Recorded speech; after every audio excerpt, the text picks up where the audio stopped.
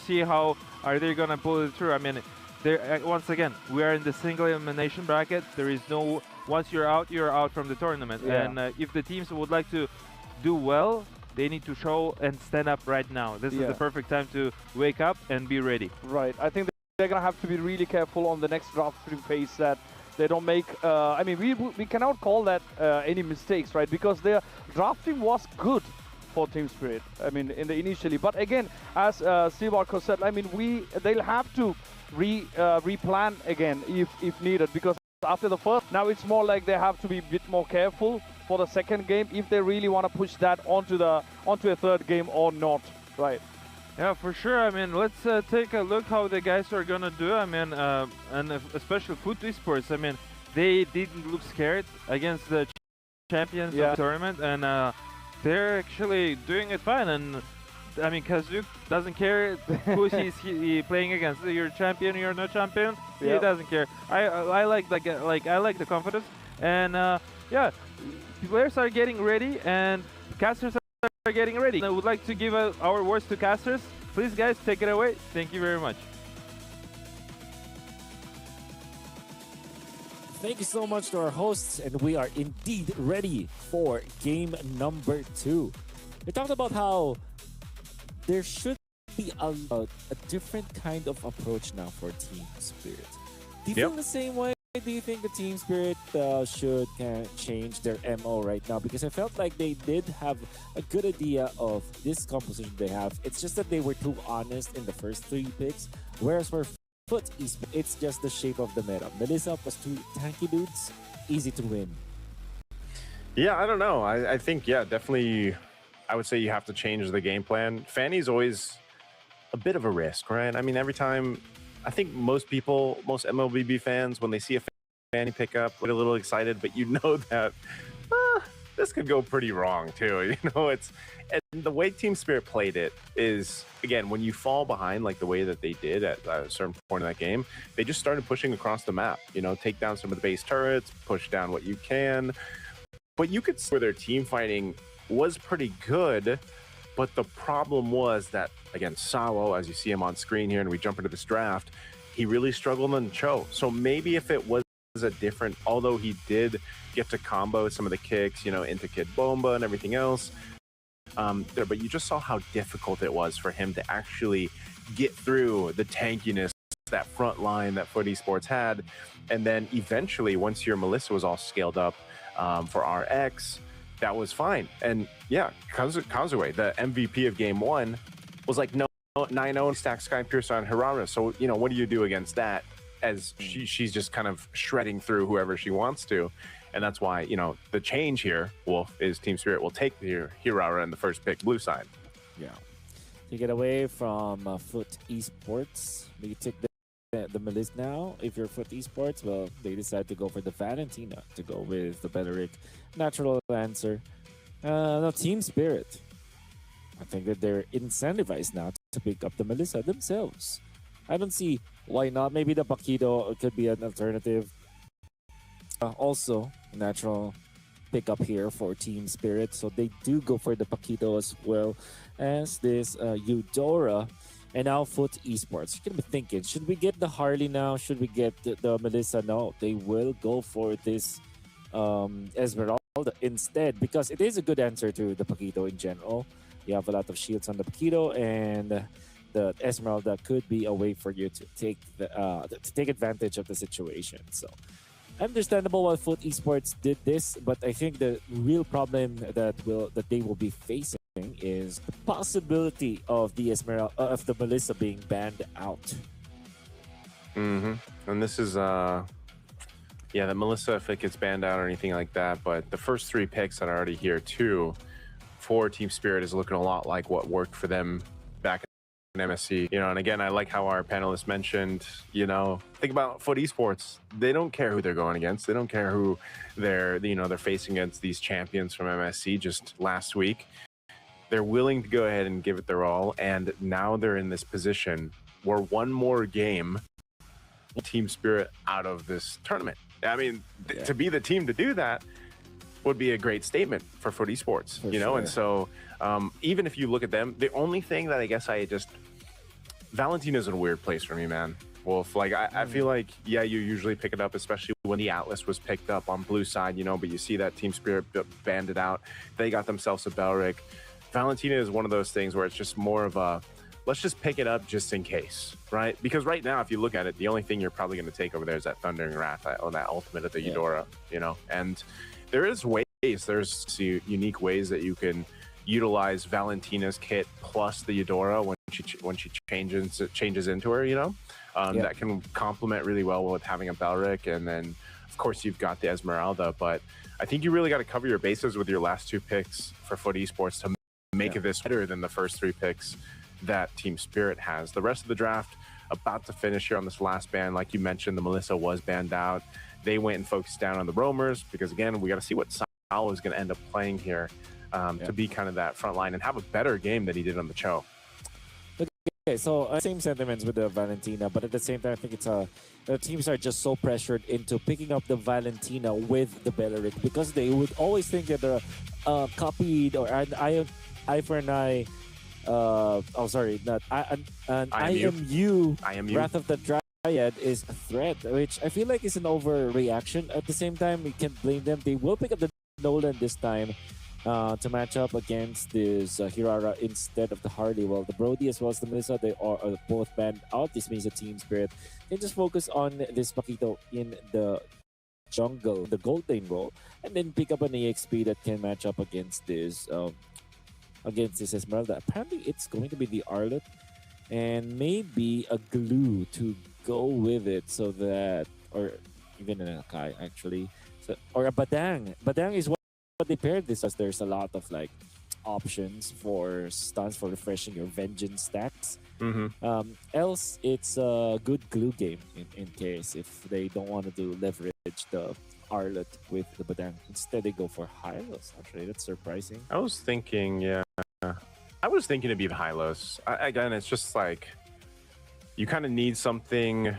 You mentioned the glue, yeah? So it's like either the Hylos, I guess, Roam glue, or because like if you look at the bans, there's not that many choices for the Roam right now, and you might as well pick something with a Revitalize to kind of help you sustain a little bit longer here. But they also get an Arlot. When was the last time we saw Kid Bomba play the Arlot? I'm trying to think. If I don't recall him playing it at all in MSC. Yeah, they probably have not played it. Okay, so Yuzhong last pick we see from Foot Esports. This is a tricky scenario now for Foot Esports. At the same time, I think they have a more comfortable draft with the Esmeralda. I feel like it is okay versus the Arlet. It isn't at all by the Arlet in the laning stage, I feel like. But of course, in other portions, that is going to be a problem. Hylos is a generally good hero against Esmeralda. Has always been an answer to the Esmeralda because you can just keep on holding that hero down, and there's really not that Esmeralda can do, especially if there's like dominant size or any sort of anti-heal that's available for your opponents. However, I feel like this hero composition that Team Spirit has chosen is quite tricky in a way that they have to play perfectly. And on the other side, it's more like, okay, let's go for pickoffs. As long as the Nolan is constantly dealing the damage, I feel like it will be good for Foot Esports. Oh wait, I remember now. They went in for the Esmeralda as well as the Yuzhong, so it means that the Esmeralda will go up against the Paquito, which even is a much better gold lane matchup for Foot Esports again. Well, here we go. Jumping into game 2. Right now, it's match point for Foot Esports, potentially sending home at Team Spirit if they win this next one. I would say it was closer than we expected, or it was closer than it looked, at least in game 1, Wolf. You know, and there's definitely things that Team Spirit needs to adjust here. That being their composition this time around. They brought something a little bit different, but also for Sunset Lover, this pick, this Eudora, has worked so well for them. It's a week and a half or 2 weeks. Now, can they capitalize on that performance here in game 2 to extend the series to game 3? I mean, I think a lot of people would be really surprised with the results here. Foot Esports comes out with a sweep against Team Spirit. Yeah. Bloodspet. It's a Hylos versus Beleric. Two very tanky heroes, but with 3 heroes coming out from Foot Esports. They jump in, they take him out. Castaway already starting with a great kill in the middle. That will actually accelerate the farming coming out from the Nolan. It is a welcome sight for Foot Esports. Great start already, you know. First blood going to the hands of Castaway here. We saw an insane performance on the Aurora in his hands in the previous one, going, I don't know, 13-0, whichever it was, but fully stacked with Sky Pierce. And now this time, a great start to the Nolan. We already know Nolan, if he scales up early on, he is so deadly. That burst damage potential is so much to deal with. If a Nolan across from you gets stacked up here. Right now, it's Zar trying to pull this objective of the game to get it started. Yeah, he's setting up Castaway with almost level 5. Zauer Egoist is gonna go and take that lizard, and Castaway feels like, okay, let's stop for a bit, and they're gonna be waiting for their Esmeralda, so it's gonna be a 5v4 in case for Esports. The Panggung coming out from Team Spirit also wants to get in here. Sao is just level 3 for now. Naisu, they trying to team fight against Turtle. Oh, a big setup. There's the final slash we were looking for, and now Kid Bomba chasing down Psyche. He's got his own final, not able to do anything. Turtle secure. They're gonna look for another kill, a double in the hands of Hiko. Great team fight and objective. Amazing final slash coming out from Team Spirit. And Zauer Egoist, did he take the orange? He took it, right? Yeah, he took it. No. That's why he recalled. Team Spirit are so back, about 2,000 gold now. They are ahead with, and RX getting melted down. The Panggung might not be enough against the Esmeralda, but with that Eudora running rampant, they will take more. Sao is going to scout out of the 3-man Esports and protect their own Rock Ursa. No invasion coming out from Foot Esports, denied by Team Spirit. Man, that's what I was saying. Just give Sunset love for the Eudora, man. You know, picks up a glowing wand, gets his first item locked in. He's sitting on 2 kills. Hiko as well. This is also the best start that you could hope for if you're any team. Your gold laner and your mid lane basically have 2 kills each. Our Egoist hasn't needed to do much. They're going to chase down. Whoa, RX is gone again. They just went for the move in between tier 1 and tier 2 turrets. This will probably aid Foot Esports into pushing up top of the final slash that was copied by Psyche. And that is a great pick off. Kid Bomba erased up top. There will be a push now for Foot Esports. However, Hiko actually takes out a full outer third. Shields down by himself, gets a push on as well, and this means that Team Spirit will not be trailing when it comes to the gold. In fact, they're still leading by 2,000. Good trading coming up from it. This is such a good engage coming up from Foot Esports, but the trade from Team Spirit were better. Yeah, this is one of those cases again where this kind of lead, you know, this early on, it means quite a bit. You know, 3,000 gold under the 5-minute mark. You're setting yourself up to be able to go ahead and fight into this second turtle.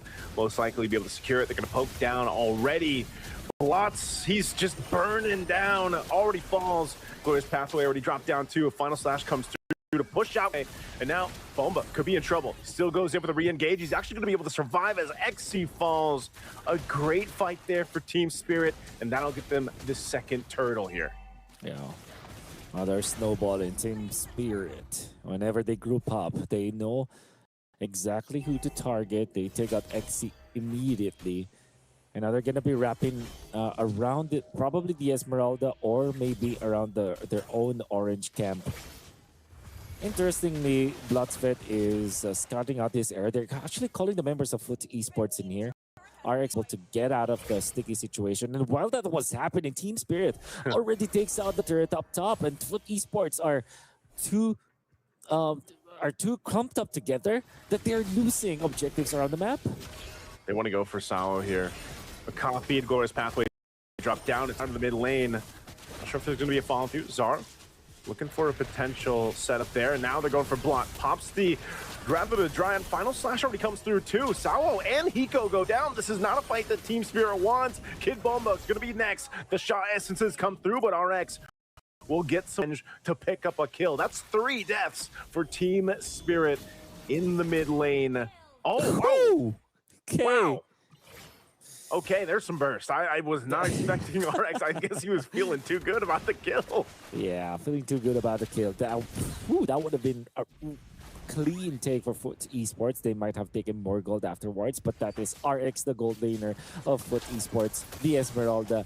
Sacrifice, being taken out, by Team Spirit. So this means that Team Spirit's lead will still be intact. It's still 3,000, and Foot Esports, because they are so clumped up together for the past few minutes, despite them getting a 3-for-1 trade-off, they still are losing when it comes to their economy. So they really have to correct this at a certain point. They really have to put farm. The gold laner, Kazaway alone will not be able to carry this game first.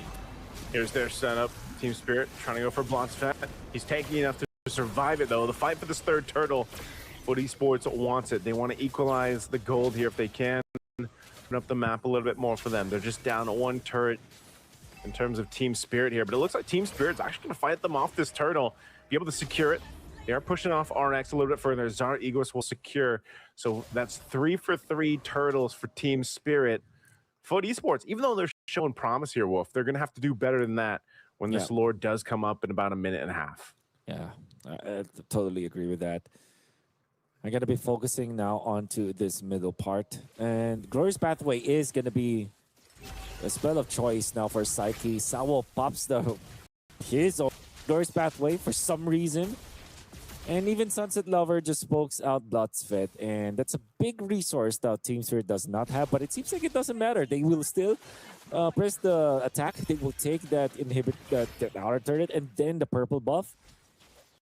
And Team Spirit really forcing out some mistakes from Foot Esports now. This is what you would kind of expect here. They're playing to the advantage. You know, they built themselves up. Nice, comfortable lead still.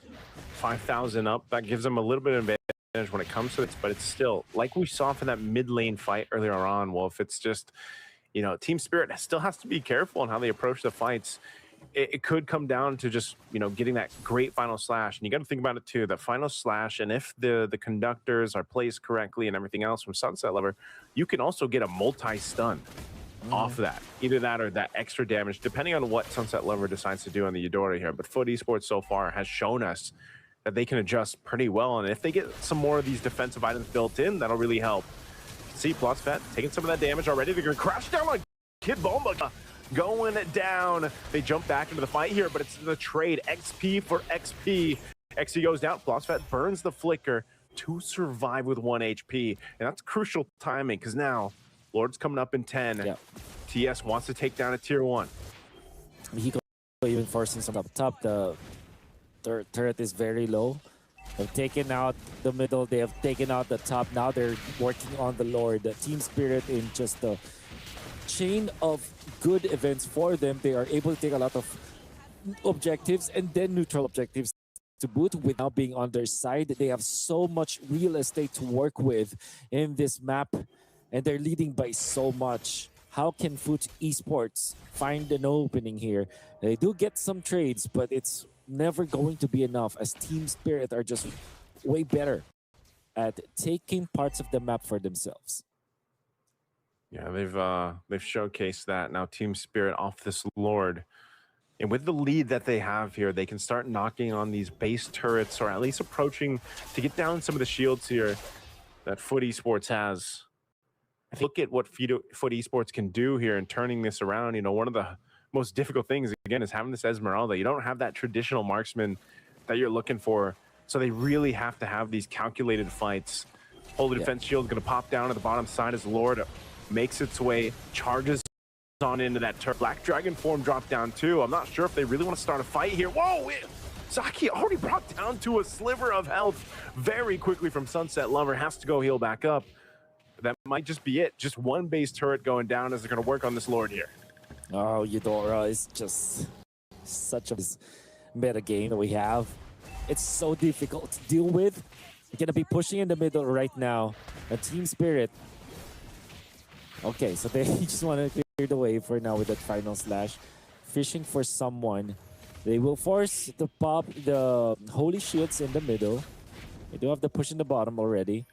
And now they're trying to push up top, but no, Team Spirit decides to just back out. There's no reason to really dive into Foot Esports, especially because they don't have their marksman as well. So it's like their setup. But maybe because of this final slash, Blood's Fence, exchange of doors, pathway, they go in! Oh, he goes in with a flicker. Wrath of the Dryad, they're able to pick up 2 kills.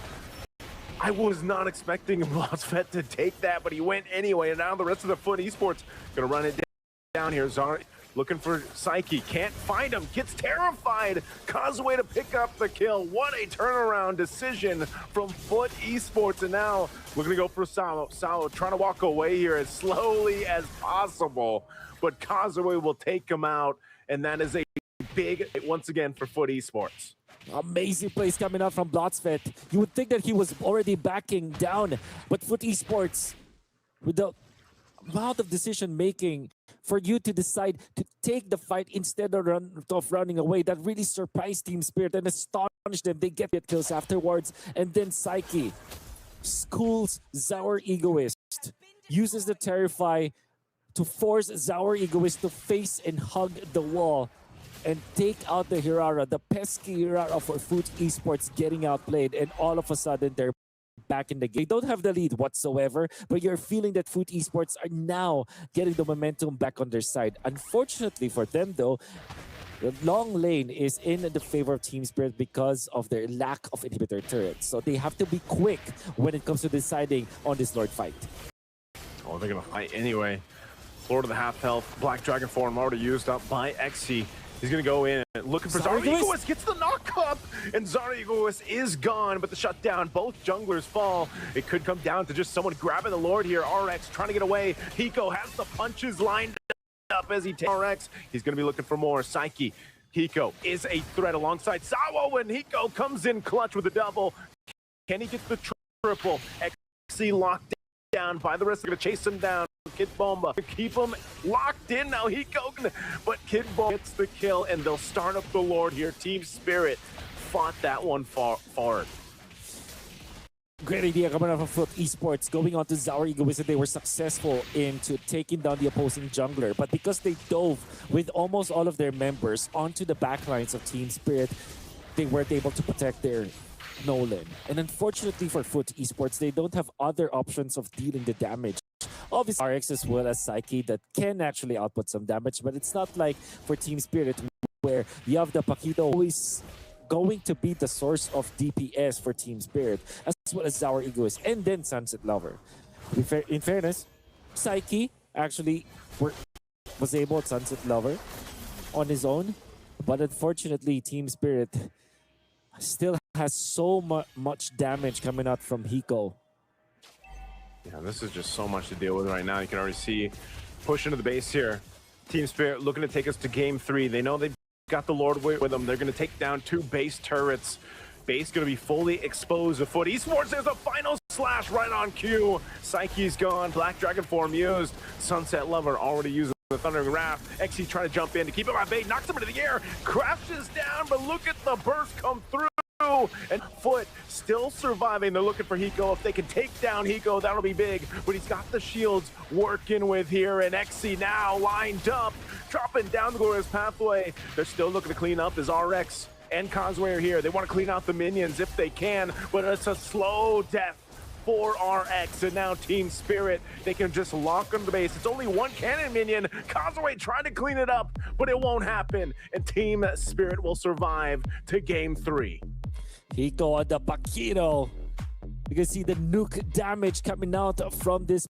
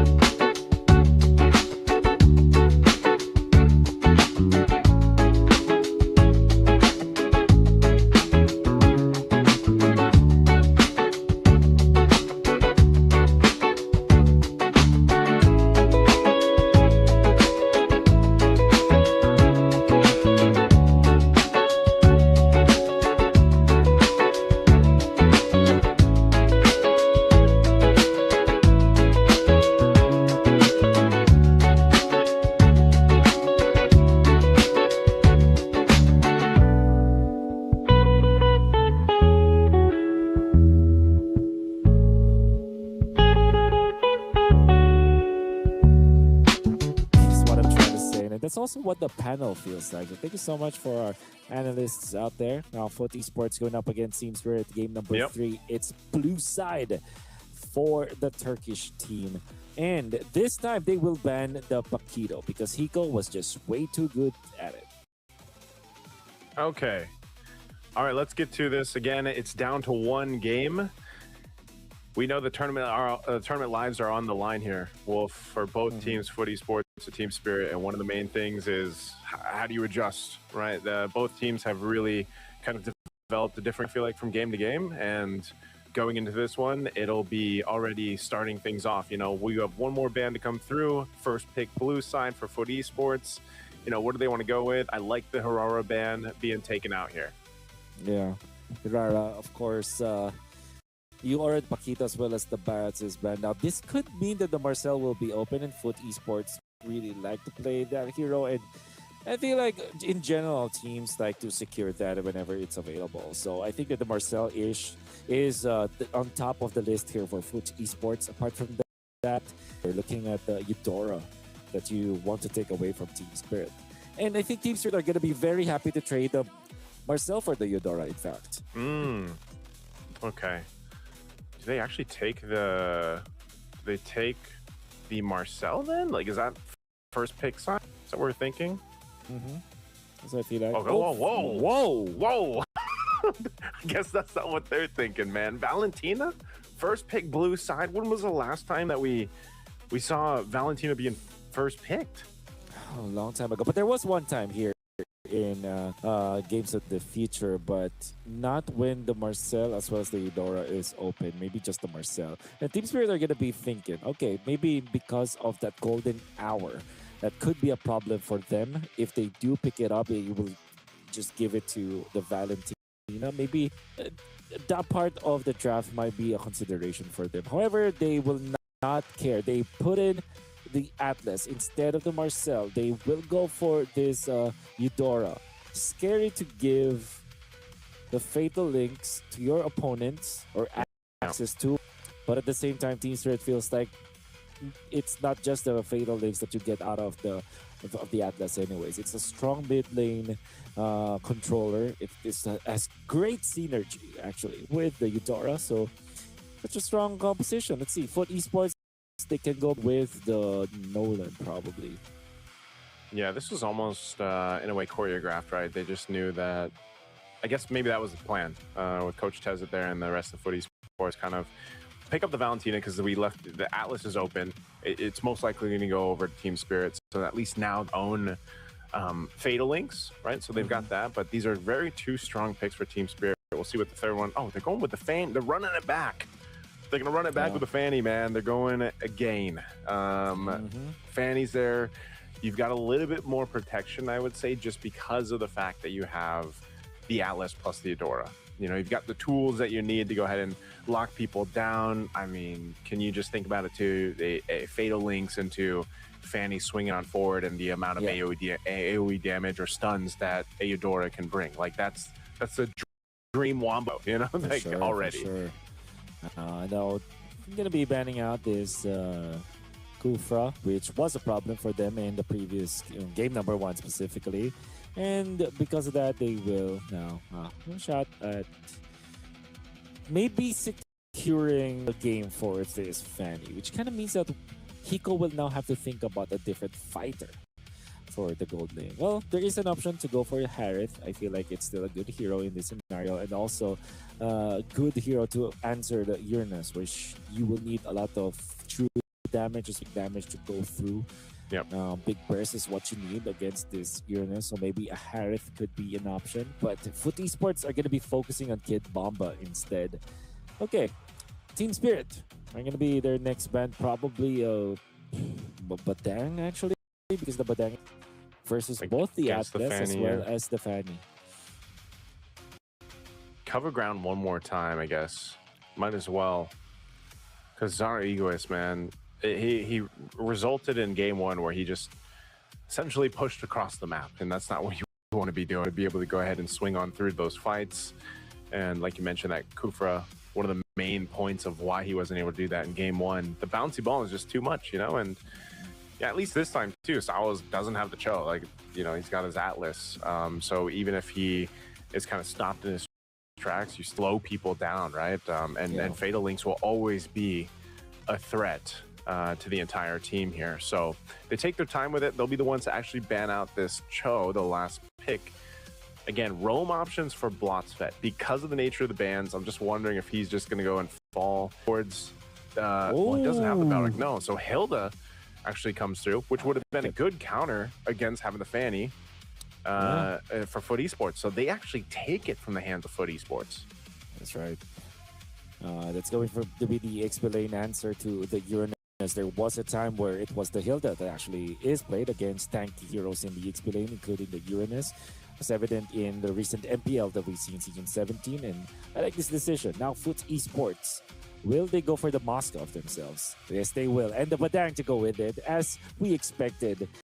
And then blood here coming out from Team Spirit. With all due fairness, I think this is a pretty even draft. Foot Esports have equipped themselves with a lot of ways to deal with the Fanny, which makes it really scary.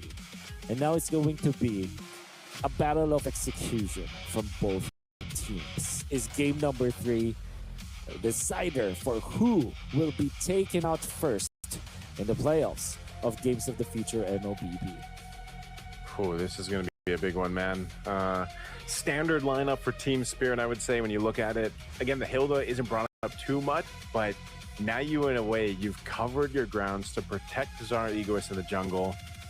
And for Foot Esports, their lineup and what they're bringing, it's got to be an execution thing. They have to execute here near perfect against this kind of lineup setup that we're seeing. More, man, the Harley, right? The Harley can scale up very quickly. The amount of burst damage that comes with that deadly magic and everything else. You know, it was the junglers from Turkey that first introduced Harley back into, I feel like, the competitive meta back in M7, you know, and it was a trade between Tienzi and Kazue. I feel like between both of them picking it up and making it all work throughout the international then. Well, now, here in the Phygital Games of the Future 2026, let's see if this Harley pick is going to outshine the Zahar Egoist's Fanny and make it happen. You don't have to worry about the Fanny that much if you have the Moskov as well as Badak in theory, right? Still, I feel like on the able hands, a Fanny is always going to be threatening. With due fairness, Foot Esports have a lot of answers, and so it seems we were just talking about the topics. Our Egoist already starts with the pickoff, and then they will steal this Rock Ursa away from Foot Esports. Holy moly. Wait, he already got a first blood. I'm getting thrown around here because we've got Team Spirit on the right side. They're on red, but we got their frames here on the left. Yeah. But yeah, so he got the 1 kill. It was Blotz right. that went down. Foot Esports returning invasion in kind. Kazue takes out the Rock Ursa. That would have been for Team Spirit, but that kill for the Fanny is so important that Team Spirit will now have a little bit of an advantage into this turtle fight. Sawo is not level 3, however. Yeah. So he's now level 3. Bloodfett isn't. I'm gonna be blocking off this Atlas, and you have to be very for Bloodfett. You just can't throw away your skills and let the Fanny know that you've thrown your skill to even your ultimate. And the reason why that is the launchpad for Zahar Egoist to fly. Whoa. Look at the amount of early damage that Kid Bomba already has too. You know, this is gonna work great. Little stun, they're going for the turtle. Kazuo able to secure it. Kid Bomba trying to get away from this. He's actually gonna go down. So trading out a Team Spirit, not able to capitalize anything. They do want to go ahead and secure this buff though by Zahar Egoist, so they will wait patiently here. Sawo, once he has those level 4s, once he has a Fatal Links, that'll definitely help. And again, you know, this Kid Bomba on the Hilda, you already saw. I'm wondering what build he goes for, just because, I don't know, do we see Hilda in the, when was the last time we saw Hilda in the XP lane? I mean, sometimes, more often than not, I'd say it's Roam, but you know, because you already got the Atlas there. again, you go more of a hybrid build. Really not going. You're not planning to beat necessarily the Uranus here. It's just what kind of build do you go here? Yeah, that's actually deceptive because you can actually build against the Uranus. But now look at this. They go for the initiation. They take out Sunset Lover first. Now Blastfed gonna be next on the docket of for the 1-for-1 trade-off for the roamer. It's a roamer for mid laner. But to answer your question, there was a time during MPL Season 17 that the Hilda is actually used against the Uranus because at a certain points in the game, yes, you do have burst damage. You just have to wait for Xyz to be out and then you jump in, you get the Fury Hammer, make it a Heptasis if in case, but you can also go after Fury Hammer purely tank because again, this is 2 tanky dudes plus this time the Claude as the one that they have to protect.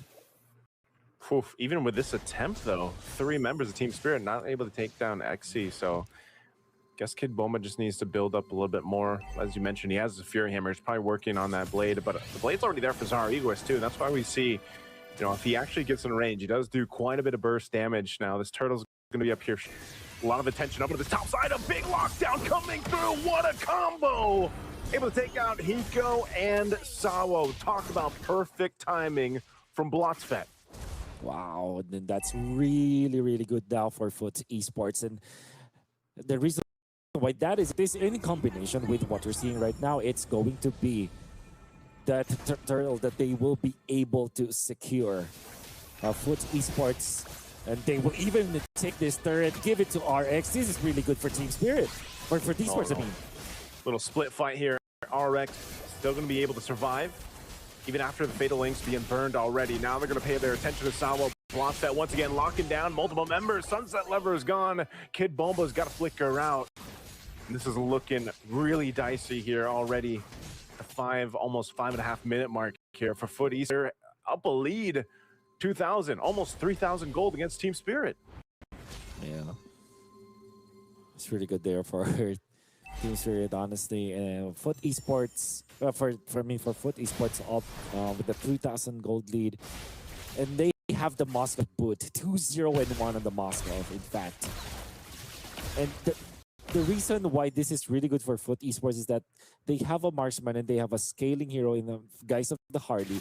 They have Uranus as also scales, but in terms of tankiness, which is generally get good for Foot Esports because they can approach the late game with immense amount of firepower against Team Spirit. And then leading by 3,000 is always going to have that case. They take out the Sunset Lover. Wow, Fatal Links finding 3, but Sunset Lover is gone. They lose a lot of their damage. Our Egoist, he can't do anything but watch here. SOD thrown up on the top side with Hiko is pushing that lane. He will be able to get the turret. But man, another devastating loss in the mid lane there as Foot Esports continues to put the pedal to the metal here, man. And they're looking to take down a tier 1 mid. Wolf, it's looking a lot like it did before, where Zara Egoist might be in that situation on this Fanny where he's got to just push across the map. He's got to go ahead and find some openings elsewhere. He does pick up a Malefic Roar. He's already got the Blade of Hepsies. But the biggest problem right now is Bloxfet, man. He is so on point with the Badang. And now this turtle up here, last one of the game. TS gonna go ahead and start it up, waiting for Zara Egoist to make his way here. It's already half health, under half health. Psyche looking for an opening once again. Bloxfet looking for an opening too. Causeway able to secure the turtle. 3 for 3, and Team Spirit's just pushed off. Yeah. And this could mean a push for Foot Esports 7 minutes into this game. Team Spirit identifies that. They put some pieces up top, including this Atlas. They really want to fight here. I think that decision, why is Sao so fast, by the way? I think he popped the conceal to go with it just to get into that fight, but Foot Esports are going to be happy forcing out some of the resources of Team Spirit. Yeah, this is going to be hard. They're going to try to hold on to what they can, but these tier 2s already being chipped away here. Sunset Lover just throwing out some damage, checking Xe, but he's going to be fine. He'll just go ahead and heal back up. Still has the Consecrate too, and now top turret going to be worked on. It just seems like Team Spirit doesn't have much of a choice at all on what to do here right now. Sawo still has a Fatal Linker, but the problem is, if you force a fight, you might just get collapsed on. There is a push here down bot by Zara Egoist. doing exactly what we expect them to do in this situation with the Fanny. Yeah, there's no other option now, I would say, for Team Spirit. They really have to focus on just maybe wait for the timing where this Claude will now be a threat. It will take a lot of time, especially because of how this game has developed for Foot Esports. The Harley is having so much of a good time. Exi is now almost unkillable. Oracle to go with the Kiras, and the Trinity now picked up by RX means that even the Hilda will not have enough of tank ability to put himself in front of this Moskov. Yeah, this is one of those situations, man, where it's just, you know, you're so far behind in a sense of even your composition just isn't ready to fight. Part of that, it has to lean on the shoulders here of Hiko once he gets that Trinity locked in for the Claude. But even so, you know, how long can he actually stay in the zone with that blazing 2-at? You know, this is just one of those things where you might have to even give this one up unless they can somehow steal this Lord away. Because as things have gone, they have not gone the way of Team Spirit. This Lord's going to be blitzed on already, sitting at under half health. They're going to go for something, pushing off Foot Esports from the objective, trying to, goes in with the Fatal Links, but there's a Fatal Links on the other side too. There's the flicker, there's the return, and Sunset Lover is gone. Zara Egoist, no opening for him. And that's the thing. When we said it's always going to be a problem to give the Fatal Links or the Valentina. You can see already what heights Psyche could achieve with this Valentina pickup. We were all surprised for this first pick Valentina coming out from the side of Foot Esports, and now they're proving to us why it is a worthy first pick for them. They're playing Psyche. It's such a good role here for Foot Esports, allowing for them to win the team fights no matter what happens, and Team Spirit are left scrambling. It's the Lord, so it's gonna be scary. How much defense can Foot Esports do? Oh, Zarigo survives. Oh, he tries so. Oh no, Gazaway is there. He doesn't get away with the cables. Oh, that is so unfortunate for Zara Egoist. And now, Foot Esports at of Team Spirit. Lord will eventually go down, but the shield's gonna pop mid and top unless they hold this last wave, this last cannon minion to push through. So they hold on to the top and bottom holy defense shields for now. But I mean, you're talking about just not a fighting chance for Team Spirit unless some miracle happens.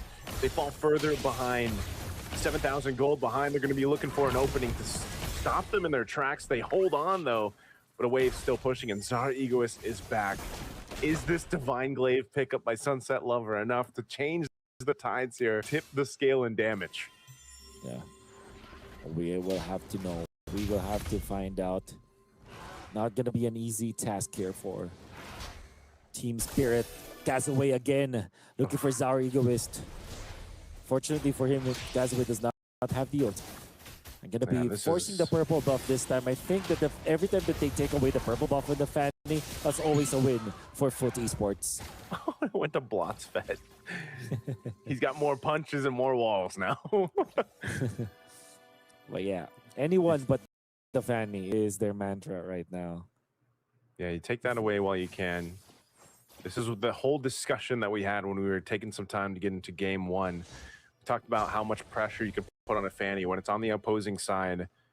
And Foot Esports has done that now, you know, for 2 games in the series. And it's really made it difficult for Zara Egoist to actually look for any window of opportunity, because even if he splits on the other side of the map, Causeway has done such an amazing job at keeping him in check. You know, and a Deadly Magic is almost threatening enough to force Zara Egoist back. This brute force breastplate, basically enough defense. I mean, he's hiding that brute force breastplate under his robes, man. You know, and that makes him comfortable enough to go 1v1 with a Fanny. So this is just so difficult for Team Spirit to look for this opening angle, this winning angle, unless it's going to be by team fight, by a mistake from Foot Esports. And so they have to wait for their moment, and maybe that moment's going to be around this Lord. It's tricky. It doesn't set up. Sawal is there, but Moskov as well as the Valentino almost too far away. Oh, and he gets SOD'd. And he gets Deadly Magic. Sawo was looking for something. Oh, no. Instead, he finds his death. That just was not coordinated at all for Team Spirit. And that's going to be a Lord going to the hands of Foot Esports. They wanted to set around the Lord, and unfortunately, it ends up in a death of Sawo. Now, it's still short timers here as we're only opening up to the 14th minute of the game. He should be up for the space defense.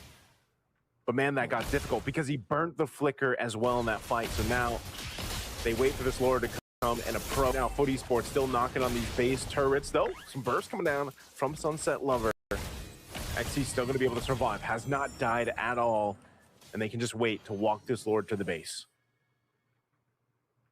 All things considered, Team Spirit are defending, but they need more. They need more time. They need Hiko to be fully packed. They need a lot of tank items for this Kid Bomba, Hilda. And they definitely need the purple buff for this Fanny. It's exactly what they need right now. Sunset Lover will be threatening with the stuns. Fortunately for Team Spirit, they're able to defend both their turrets. Conceal play coming up from Sawo. Some good damage already from Hiko. This is what we were talking about. You know, they might have to lean on Hiko here to beat that for Team Spirit and to actually be the one to give the space for an opening. You know, we've seen it before where Clans can go ahead and utilize that speed and that ability to BMI back. And, you know, obviously the Blazing Duet kind of spread out Foot Esports, but at the same time, it's like do you do that or go through with Sawo setting up with the Fatal Links? Because we've seen how much of a difficult time it's been for Sawo to get that. You know, you're working against the two Purifies over here. Oh, SOD. Sawo's taking some damage. He should be able to get away from this, though, but he doesn't want to burn the flicker here, but Deadly Magic is already going to be used. He does use the Fatal Links, but he keeps on to the flicker. So, good thing for Sawo to survive that. Yeah. So, able to run away for now. Team Spirit alive for the next Lord, and it will be around the 16-minute, 17-minute mark. Already you see full items for Hiko. Gonna be waiting for the next item for Kid Bomba to pop up. And again, the Fanny needs the purple ball in that upcoming team fight. There could be there is an argument that could be made for them to get in to the opposing purple buff. At the same time, it's well guarded by Foot. You can see 4 members just ushered into that purple buff, making sure that there is no one out there. They take it for themselves. 11 seconds into the turtle. It's our egoist. He needs this. He needs to take this purple buff. This 8 seconds from now. Foot Esports, they have an option to contest this. Kid Bomba. This is gonna be an intense one. Zaur Egoist. Egoist, you need to take this real quick. He's gotta secure this. They want to at least get the Retribution out, yep. Yeah. Retribution was used. He secured this, so they know this. Foot Esports knows he doesn't have a Retribution. So this means Team Spirit wants to win a team fight here. If they can, Zar wait for his own opening moment. They're gonna go ahead and lock down Blotsvet. He burns the flicker, but Saki holds on to his own Fatal Links. Now Sawo, Blotsvet jumps in. Kazu will be able to secure the Fatal Link. Sorry, was looking for the opening, but the wall is in the way. And RX is able to go ahead and move and groove through it with a SOD. And now down a member. Down Sawo. Team Spirit facing this Lord push from Foot Esports. They even burned the flicker onto Sunset Lover. With all due fairness, Team Spirit, I'm actually surprised that only one dropped. After a good initiation coming up from Foot Esports, Zawo countered with his own Fatal Links, but there was another initiation coming up from Blotsvet with the ultimate in the wall. Team Spirit got more, but now they will have a chance to defend their base. They don't have the flicker on Sunset Lover. They don't have the Purify on Hiko. They have still to be careful right now as RX is already dealing so much damage, utilizing the kit of this boss. What happened?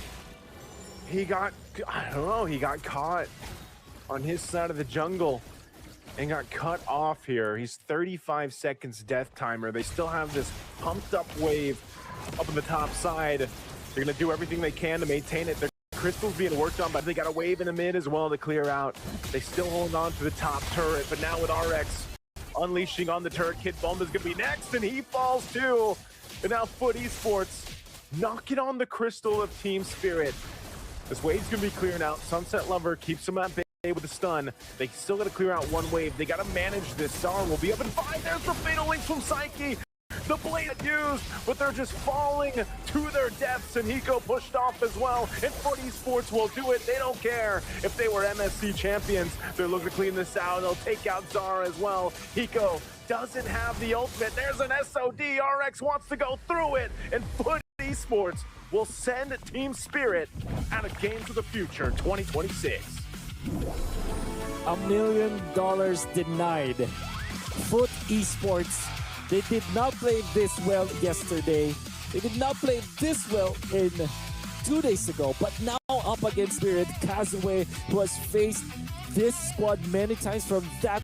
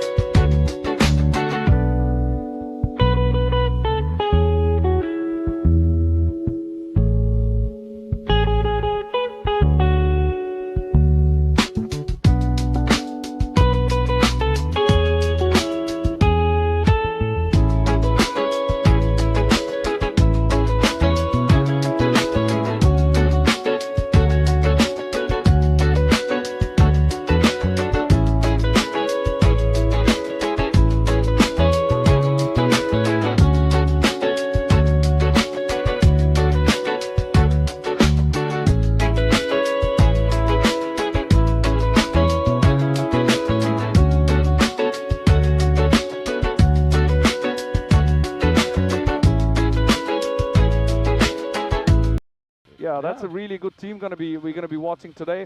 And we also got Rune Eaters, but Pro Esports as well as the final match for the day.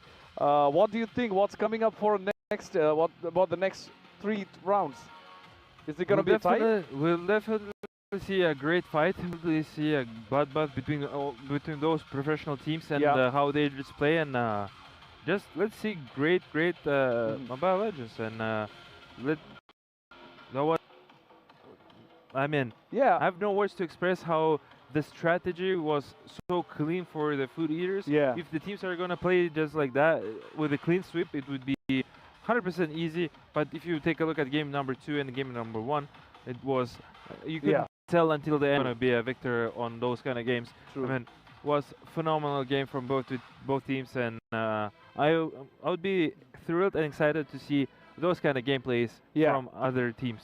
That's true. I think, as you said, the third game was kind of, we know where the game was going after when it went after 5th minute, because Foot Esports was racking up kills, and whereas Team Spirit was still laying low. So, but again, I mean, it's new teams again, so we don't get to actually predict, as we said, like we didn't see this coming in the last match, but we got it. I mean, we have team DFYG who are not for unpicks and bans. Like there, it's usually unconventional when it comes to their drafting phase, whereas we have the team Vamos who actually showed really good composure under pressure. So these are like 2 teams we actually cannot predict what's gonna happen.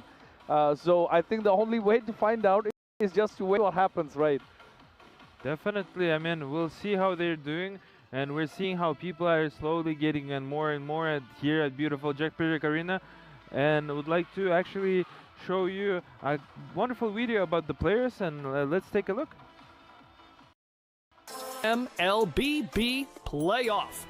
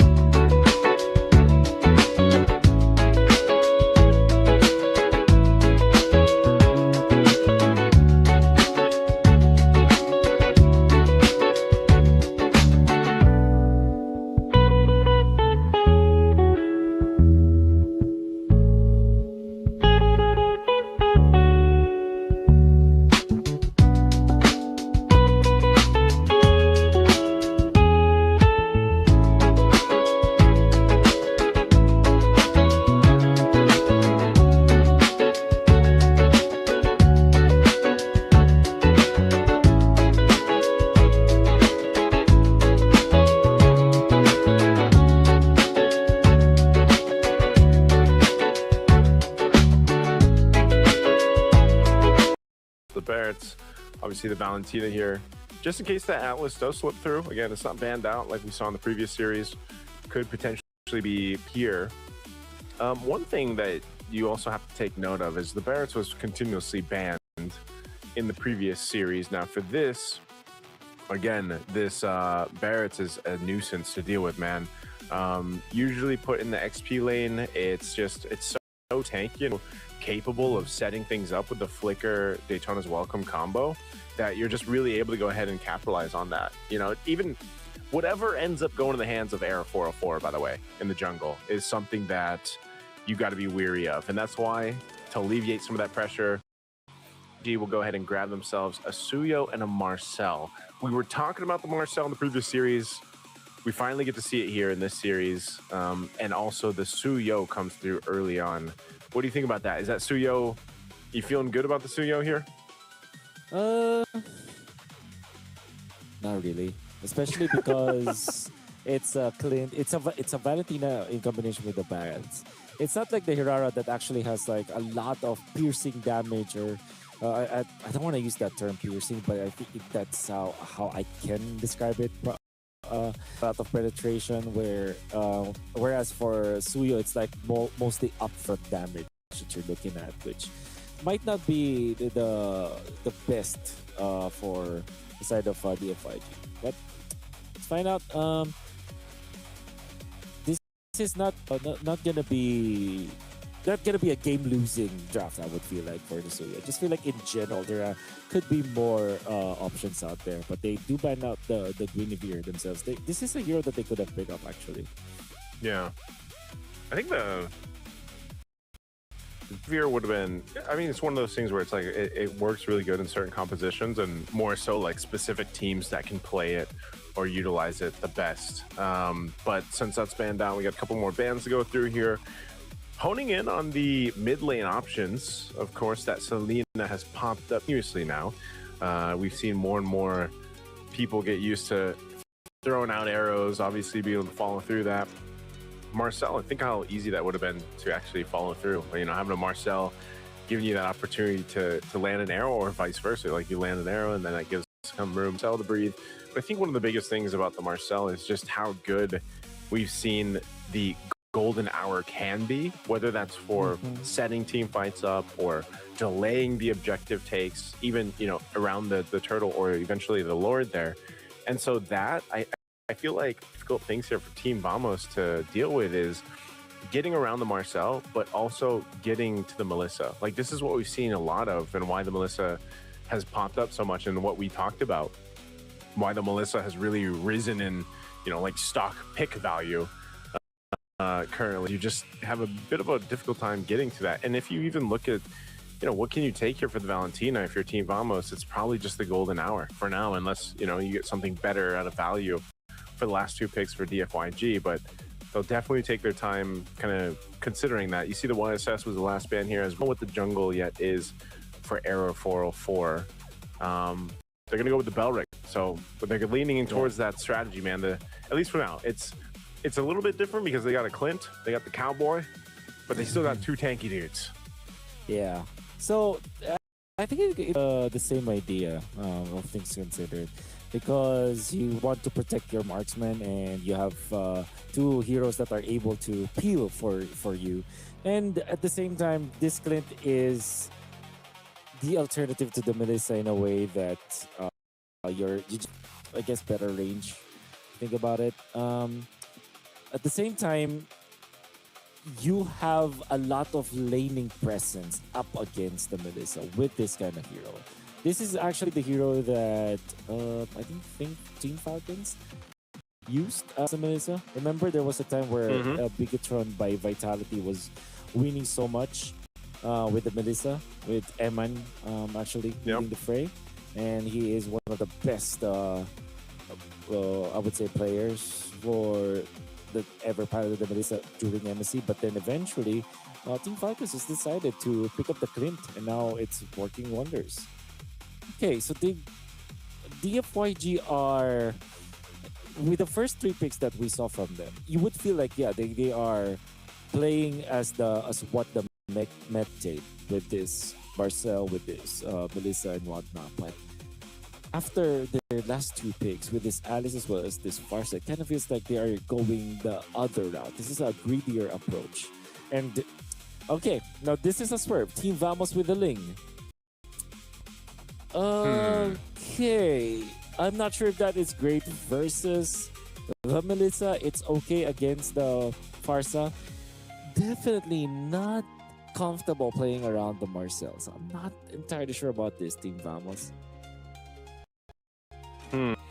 They tried this in MSC, and I feel like there was maybe one game where it worked well for Aero 404, but then a lot of teams figured out the Ling. They figured out how to deal with it. And usually the Melissa is like one of the answers. Yeah, you're right. You know, like you pick up the Melissa because you're worried about these assassins, you know, jumping forward you. And, you know, there's still, I guess, all comes down to execution. If Aero 404 is willing to go ahead and take that that chance to go ahead and move around the map the way that he wants to on this Ling, then maybe let's see. Maybe let's see what ends up happening here. Aero 404 is one of the promising junglers throughout the most recent MSC. Let's see if he can make it happen in this one. Well, heading into the game, it's not going to be an easy game for DFYG. Well, we are Team Vamos, right? All right. Yeah, so Team Vamos is on the... It's how it was last time. Right. Okay, sorry.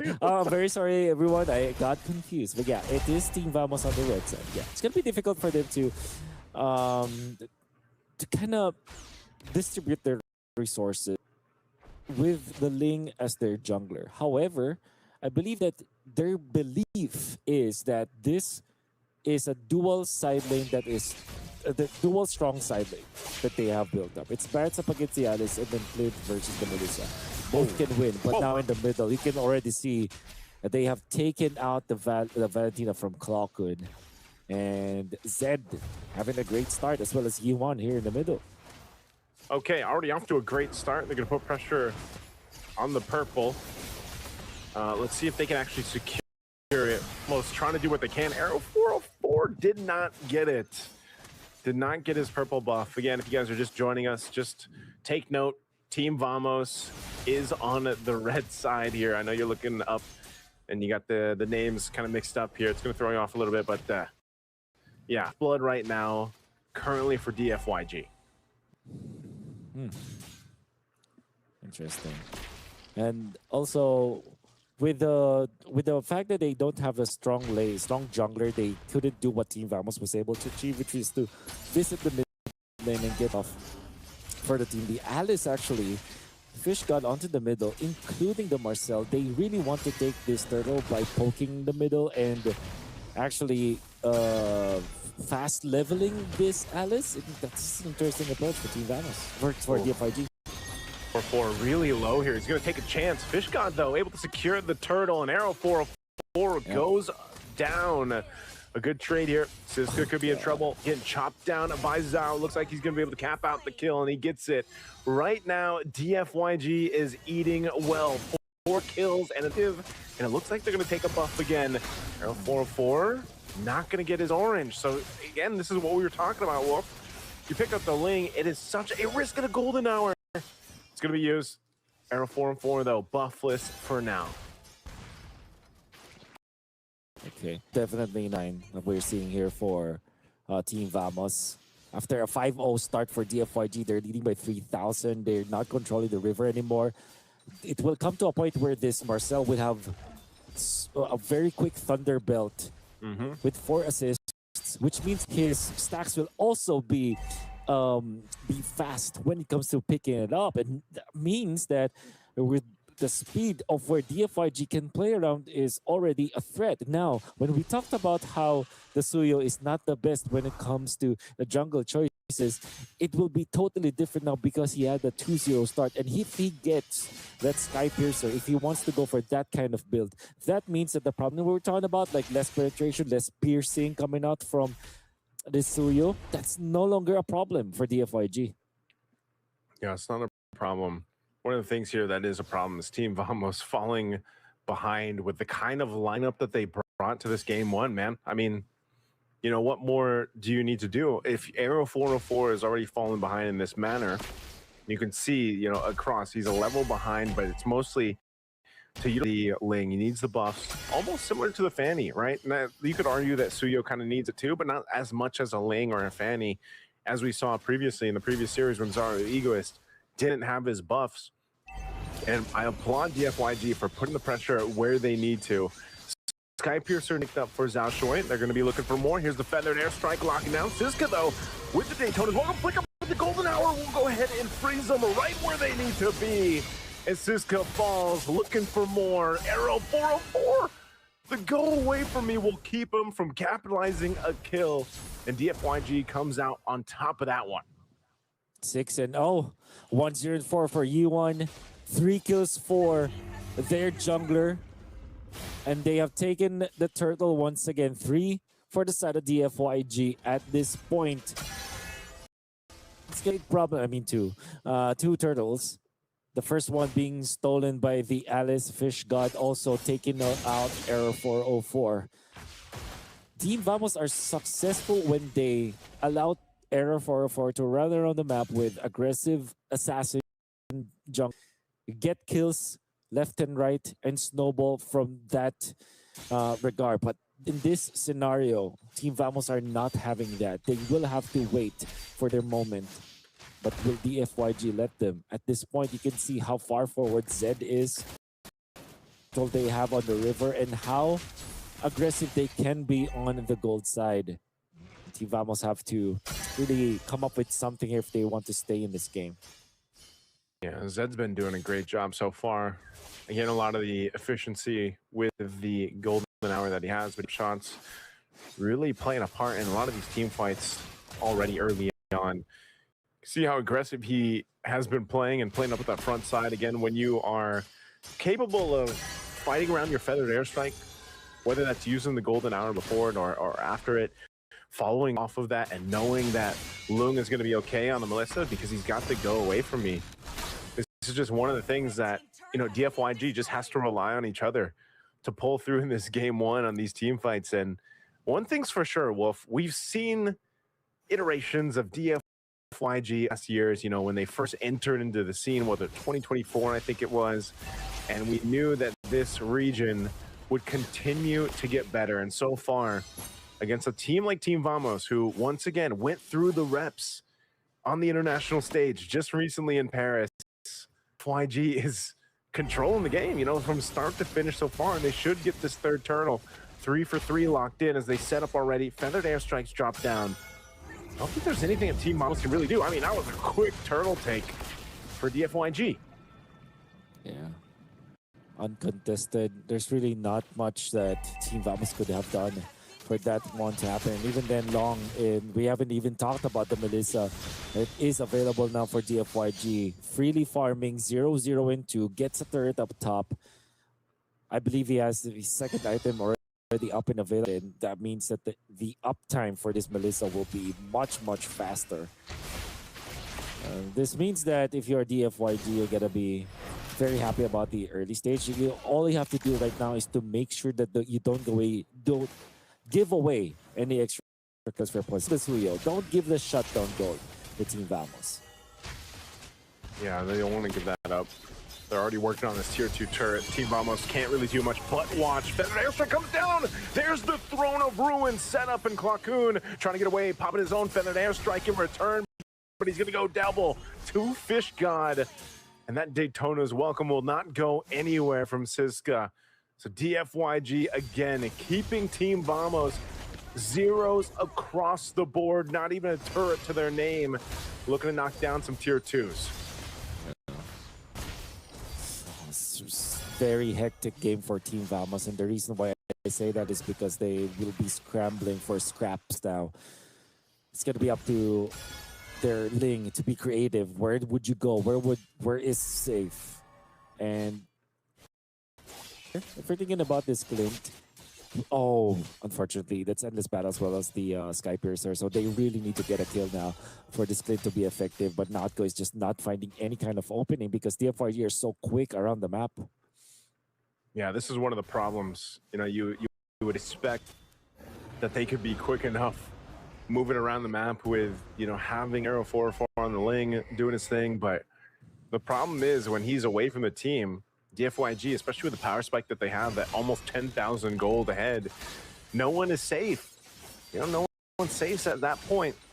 And now this Lord is already up. It's going to be quickly taken down. I mean, there's nothing that Team Vamos can do but find scraps, as you mentioned, around the jungle. So Lord secured. DFYG, I mean, just look how fast they move here. Wings by Ye1. They're going to be going with a feathered airstrike, locking him down with a golden hour too. He tries to get away. He will be able to go ahead and Finch poison out. But man, Team Vamos is just not looking good here. Yeah. What else can you do? Not go with 0 and 2 as his record. Haskell's was the berserkers for the only item belong. Look at how fast they're taking on the turrets. This is how ahead the FYG is. 9-0, 10 minutes. And they are careful with it too. They're not just rushing into Team Vamos. They're taking this advantage to its highest level. And they're looking because there is that Lord into the bottom lane that they can actually use to push with. This is the unfortunate truth here of having a Ling or having a Fanny. You're just fighting 4v5 while your jungler is on the other side of the map trying to get whatever they can, whatever pressure across the man. The shield's already popped top and mid. This Lord pushing in down the bottom side, but yes, you're already seeing it. The damage from Malung online and the rest of the team. Muddle's being dropped down under the turret. Zed trying to tank it up. Snapshot's already being used, and Clockcoon holding on to the feathered airstrike. He's gonna have to go back up. And now one turret being worked on top side. Still going. They're gonna put the pressure here. Throw a Rune. This is a golden hour. They're able to go ahead and clean up some kills against Team Vamos as 2 fall. They're going to work on the crystal here, but it's just not enough. Push in despite this massive 11,000 gold lead. Arrow 4-4. He's going to jump in and he gets punished. He saw the low health bars, but it's not going to be enough. Again, a wave pushing in mid and top. They know 20 seconds for Arrow 404. A feathered airstrike comes, and now DFYG looks to take a decisive game 1, looking to clean up here. Team Vamos desperately trying to hold on here. They should be able to clean out these waves and stay in this game, and Fish God up the winner crown. Muddle's there to help keep them from falling, and they'll disengage. Important kill coming out from Natko, because that means that there is 1 stack of Sky Piercer that he has right now. Longing for that one for a very long time. DFYG, with all due fairness, despite that death of the Zed, I think that was a clean take, because if you look at the time, it's just 11 minutes and 50 seconds. And the way that they siege like that, it looks really good for DFYG. Of course, it's unfortunate that they lost one of their players, but all things considered, such a clean take. And it's clean enough that in 15 seconds, 11 seconds, in fact, Lord would be up for them to take once again. And there is no way Team Vamos can actually team fight around this area. I think that if they try to fight this Lord take, bodies will drop on their side. Yeah, you just don't want to take it here. Once again, Arrow 4-4, picking up a BOD. He's been scrapping for gold. He's able to get another item. He will push that tier 1 up top. But what Team Vamos is hoping for is that they can defend again. Even despite being down at 10,000 gold, Team Vamos 1 kill to their name and 2 turrets. Knocked down by the choices of Arrow 4 just to push the map. That's all they can really do. Oh, good rockets here on Zed. You're going to lock him down a little bit here. Oh, the rapid drive. Zed's going to be able to go ahead and bob and weave out of there. Still staying alive. He's going to go back, reset. But oh, the jungler battle. Okay. Arrow 404 will win the 1v1. And now they got to deal with this Lord. Team Vamos looking to turn things around 1 step at a time. A feathered airstrike for Clockcoon borrowed. We'll go ahead and wipe out the wave, and Team Vamos will do it. They'll actually still defend. 404, something out of nothing. A much needed win for Team Vamos. They have found it through the clutches of this Ling. You would have thought that this is already one side of Team Vamos, but Siska punished. They jump in with the cover from the backside. Oh, it goes in. Golden hour going to be used. They're trying to stop them from getting back to the base. Arrow 404, Temple Blade's going to be dropping down, looking to keep a kill, but he can't. And Clockcoon gets away. Athletic flicker. Ye1 was trying to Clean up against Notco. And without Notco, they should be able to end the game here. DFYG unleashing on Z. He can't tank it all. Arrow 4-4. Trying to get some energy to work with, but the pace is going to be locked into DFYG under the 15-minute mark. We'll take game 1. Was a time.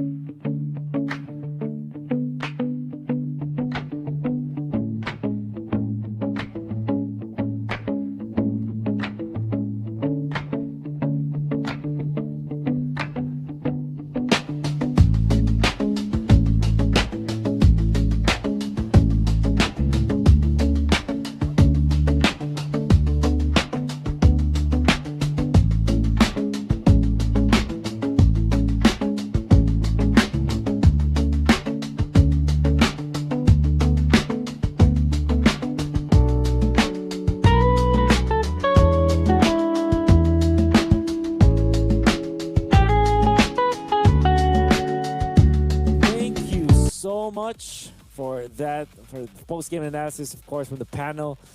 They talked about how DFYG is dominant. I think that they watched DFYG played in the group stages and they felt like, okay, yeah, they really are good. They really are scary. It feels like they might be the team to take this all the way. And then we see them perform against Vamos, a team that is already experienced, and they demolish them, to say the least, in game number 1. Do you think that Team DFYG definitely has got an advantage over their opponents right now? You know, Wolf, I think after game 1, you could say 100% yes. I don't know what it was. I mean, I guess I wasn't expecting Team Vamos to play the way they did. And maybe that seems to be the theme today, you know?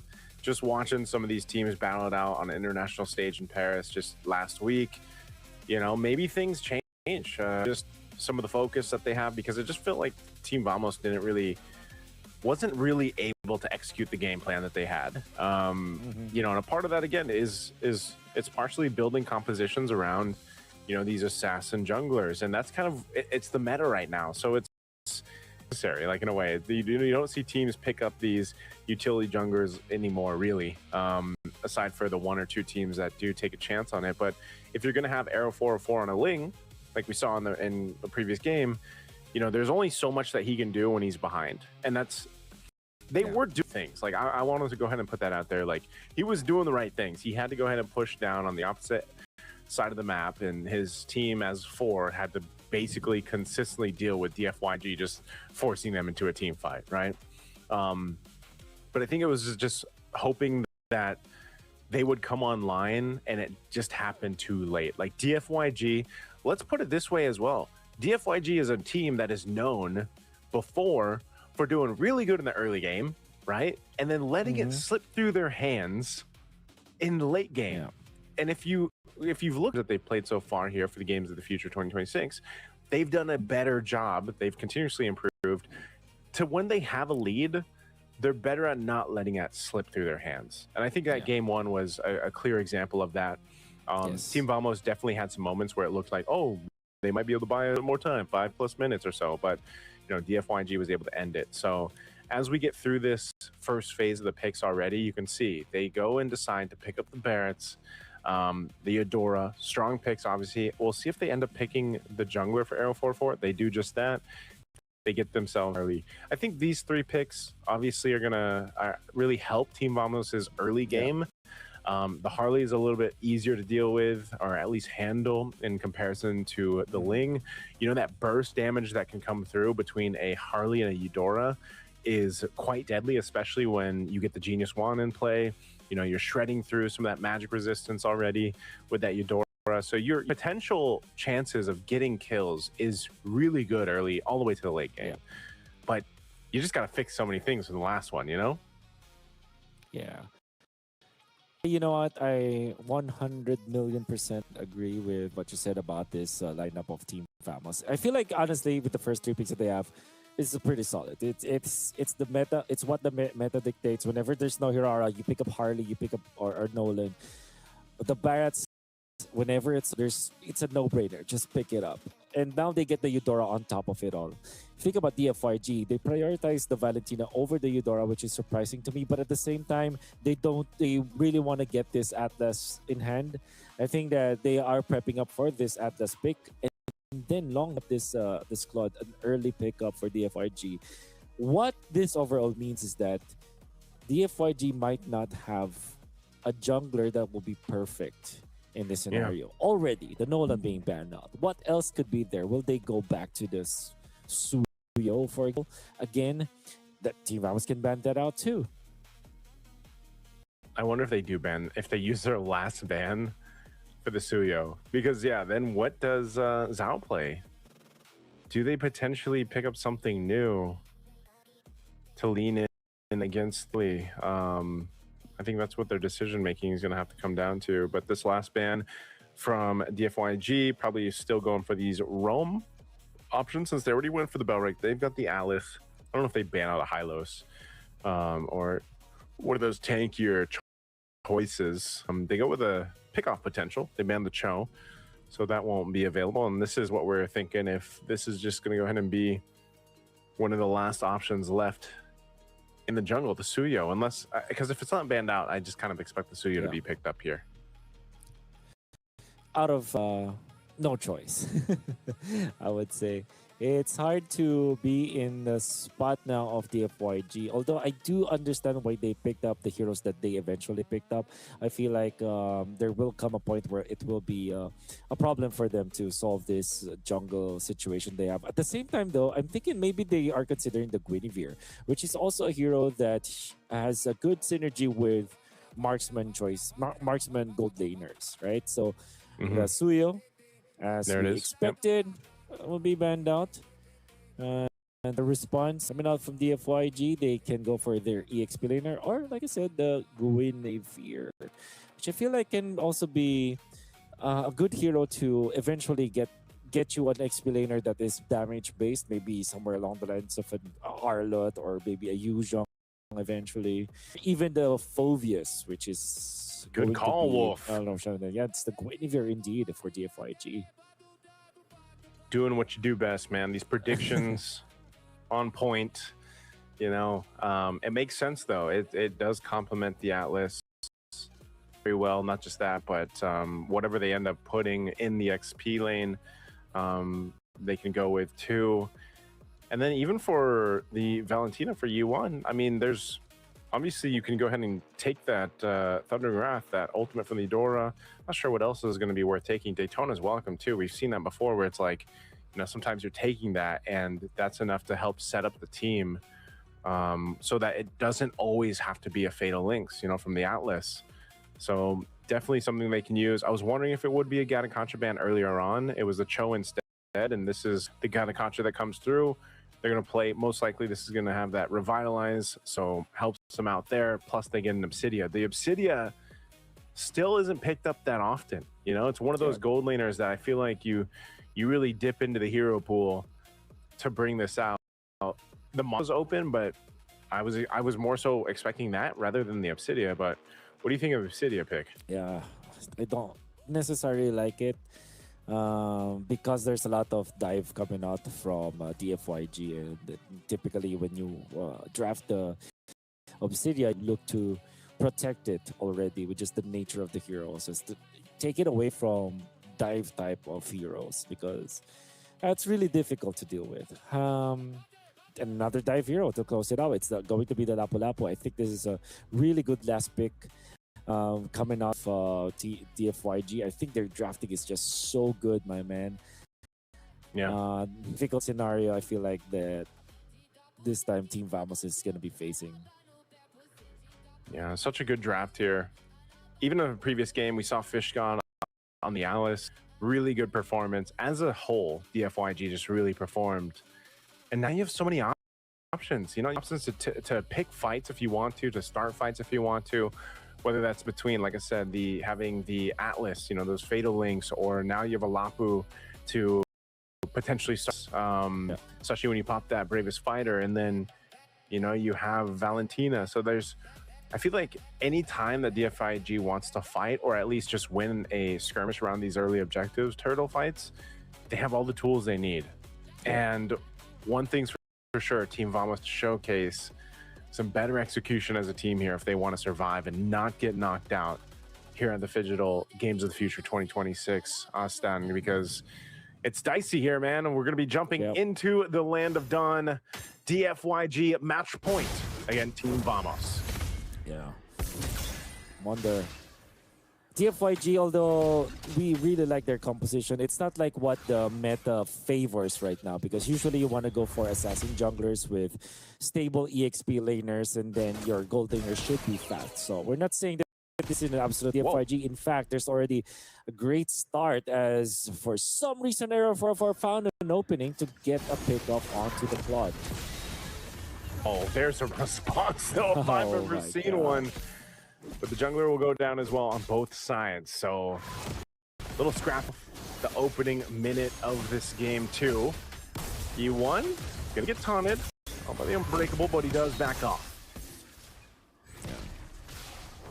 I think that generally favors Team Vamos, actually. Yeah, to Air 404, despite him dying, this is gonna be able to cycle his purple buff once again. It is still available so that he can still take it when the turtle fight happens, which is super important for Team Vamos.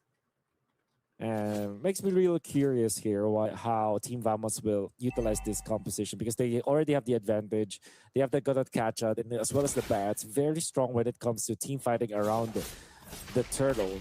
And now it's going to be up to DFYG if they are equipped with this Lapu-Lapu. And, well, they are. It seems like. Oh, wow. Zhao. Oh, he's ticking, though. Deadly Magix is on him. He won't be able to survive. So a bit of a trade again. Arrow 404. Able to pick one up. Again, a trade across the board. Zhao's taking a lot of deaths here early on, and this is going to result into a turtle. Most likely going in the hands of Arrow 404 as he retry secures it. So good start here. Better start for Team Vamos. Yeah.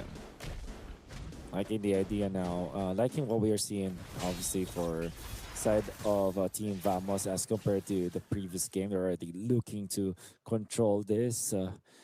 DFYG are behind by just 800 gold right now, and to be fair, they are finding a lot of farm onto their gold laner. Well, they have to make sure that they do take care of Long for the first 8 minutes of the game, and then eventually Long will be able to farm by himself. Okay, so one of the things here, one of the caveats for DFYG, if they, want to keep themselves from falling too far behind, and I say that now because it's about a 1,000 goldish lead for Team Vamos, and this is a lineup that can scale up really well. So for DFYG, obviously you're playing into the long game with Long on that Claude. He needs the Trinity to go ahead and build up. The Obsidia that we haven't seen too much of in the hands of Notgirl will eventually be a threat. He goes in with a blaze anyway. He wants that gold crab, man. Okay. But you can see, I mean, there's quite a difference in terms of even XP between the Claude and the Obsidia. So that's something that Lung's going to want to go ahead and alleviate, because he's got to be the guy to go ahead and farm up to be that damage dealer towards this mid to late game. Okay. Hang on. We're going to be looking towards the Pirates eventually here for Team Vamos, which is going to be for DFYG to deal with. I'm looking at their hero composition right now, and probably the only thing that can help them in their case up against this against this Pirates is the combination of the Lapu-Lapu as well as this Guinevere. And I'm not entirely sure what I'm seeing right now. It's a little bit of a blur. It feels like there's going to be another turtle fight now incoming. Yeah. Incoming. Turtle spawning in, second one of the game. You just saw Lung get checked, man. He had to burn the Purify. Got bursted down by the Thundering Wrath here. But right now, it's Team Vamos with control on this turtle. It's going to go for a bit of a reset. Zed's waiting patiently here. I'm not sure if he actually wants to go in and utilize his Fatal Links. He doesn't have it just yet, so he's just kind of threatening them. Trying to push him off, but Arrow 404 is already going to steer the turtle. There's a jump in with the spatial migration, toss him in the air. Z is in trouble. Fish God able to survive though, sliver of health. The rest of the team on the disengage. Yi1 holding Avatar of the Guardian. So no dice on the objective, but they do get a kill for DFYG, but they're still falling behind here, Wolf. They stabilize. They want to go for a fight now. And onto the back, they want to go for it, but it was a stun that stops them with that. It seems like DFYG might have lost this fight. They're trying their best to find a kill, but they are getting punished by Team Vamos. Oh, they just line up too, and that's going to be multiple kills for Team Vamos. That's a triple for Siska. Talk about a happy dynamic for this Barretts right now. That is a quick triple. Oh. And things are looking good now for Team Vamos as compared to the previous game. They're only leading by 4,000. Actually, you wouldn't notice it, but they were actually getting so much out of the map with this. Even the Barretts is slowly farming up top. And like we said, there is a problem that DFYG has to solve later on, which is this lack of damage that they have against the Barretts eventually. And of course, this Obsidia, which is not the strongest hero when it comes to protecting herself, but with this kind of lead that the Team Vamos have built, it's gonna be easy for them. If YG wants to fight again, they win it with the conceal and the fatal links. They're able to take out Notco. We'll see if they get Z. Z can't run away. Double kill for Fishgod. What a decision from DFYG to make a move off the fatal links and conceal. They want to put more pressure here. They're going to go in with an Avatar to the Guardian. The big eat here, the chop from Siska. But now Siska bobbing and weaving between 4 players, tanking to do it all.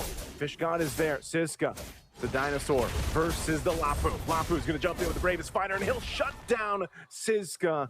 There's a move and a play from DFYG. They get themselves back into this game.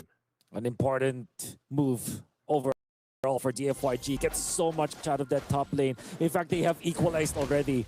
A shutdown for this Lapu Lapu. 5-0-1. And now they want to go for display. They get the Purify out. Zhao goes in, gets burnt down by the deadly magic. And now, it's like Zed's going to be next. Fatal Link's going to be used. This is not a fight I think they want to take, but there's Loom going in with the Blazing Dew and a nice stun 2 on Notco. Still able to get the moves to survive. 1 HP. As we take a look there, a little bit closer. Now, Fishgod's the one to go down. Man, DFYG just whiffed that fight. You understand why they went for it. You understand the idea. But then again, the execution was not there. Team Vamos also knew that there will be a play that DFYG wanted to do. And they have braced themselves well in a way that they have now denied the DFYG. Now Team Vamos is leading again at 3,000 gold. But this time it's totally different because it's now the mid-game, 8 minutes in. You're not going to get any more openings like that up top. And items are now starting gotta be more crafty now if you are DFYG. Man, that's unfortunate that you know you put yourself in that situation, fall further behind when you almost equalized here. Now geez, still on the hunt. Zed's gonna go again. He goes in with the fatal links. He's able to lock down Arrow 404, but Arrow 404 gets away.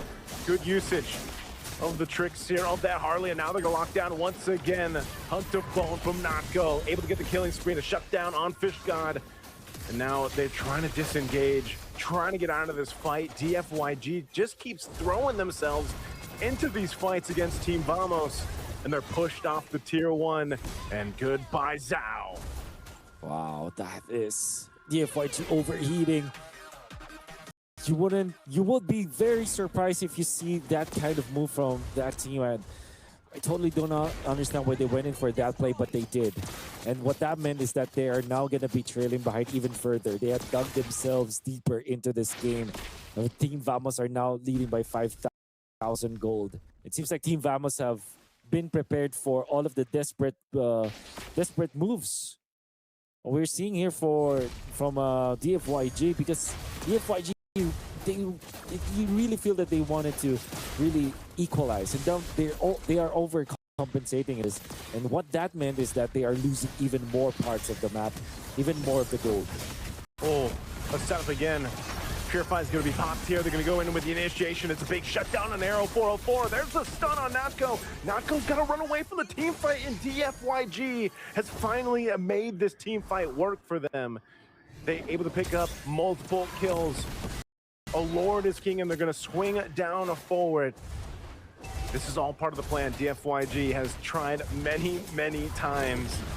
It almost felt like they were just throwing themselves at Team Vamos. Well, this time it worked, and they're going to capitalize a Lord, and that's going to be a big take for DFYG. Wow. They really tried to make it work, but they were successful. Finally able to find an opening in this game. And it's gonna take a long time for them to get back into the fight, but they do take the Lord this time, so they are putting themselves in a much better spot. That's a good take there, man. Again, thinking just how much DFYG has had to crawl back into this game, and it felt like at one point they were just kind of inted, you know. It just felt like they were just going, and putting themselves in these situations, but I guess that might be part of the madness here. Whoa. Lung should be able to survive that. Arrow 4-4 on the hunt. Pops the Blazing Do It. He's trying to get the last bit of damage out, and I think he does get it. Arrow 404 able to hunt down the gold lane. And now DFYG seeing if they can get some revenge, holding on to Deadly Magic's E1, looking to go. He goes back. He knows the tricks, but it looks like the fancy footwork from Arrow 404 will keep him alive. He goes back to the push. Oh, he's actually able to take out E1. Oh, you can't catch him, but finally Zhao does after some amazing moves. And now can the rest of the team capitalize on this? They're not going to be able to follow through, but they dealt with that push that DFIG needed. Yeah. Arrow 4 heroics. Not the good trade if you think about it, but now they want to go for more. They go for the Daytona's welcome at this point. That Zed is too low. Zed is taken out. Income coming up to the Guinevere with the Winter Crown, but now he's getting punished. The FYG are not coordinated this time. They're going one after the other. And because they staggered their spells, now they're getting punished. 3 might fall. Fishguard even committing the flicker. Still to fall. Oh, DFYG, they're crumbling again. Oh, Wolf, I just said it looks like they're throwing themselves at Team Vamos, and that's exactly what that last fight was.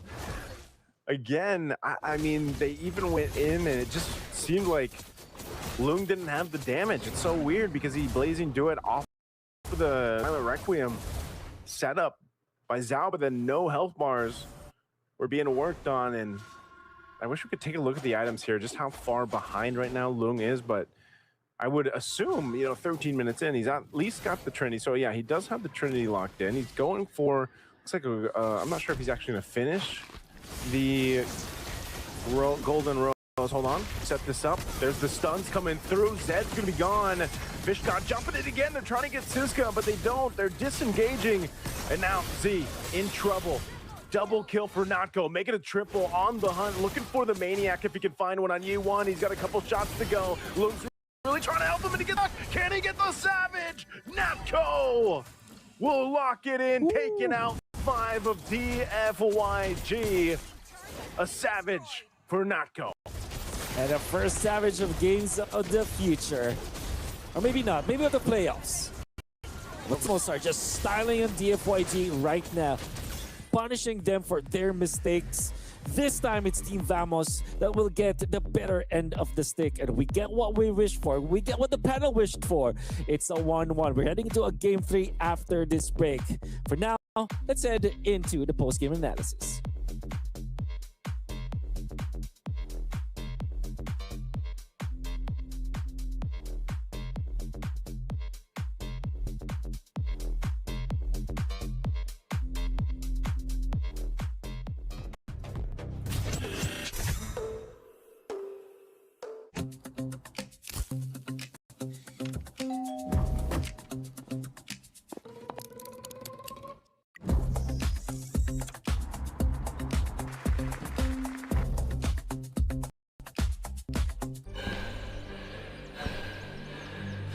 Үлкен істер әр қадамы жаңа жетістікке жетелейтін марафон.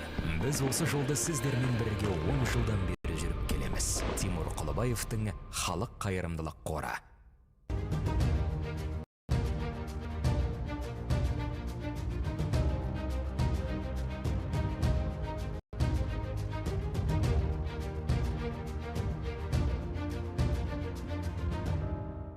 Центр кредит банкымен сіз қарапайым және заманауи шешімдердің ортасындасыз.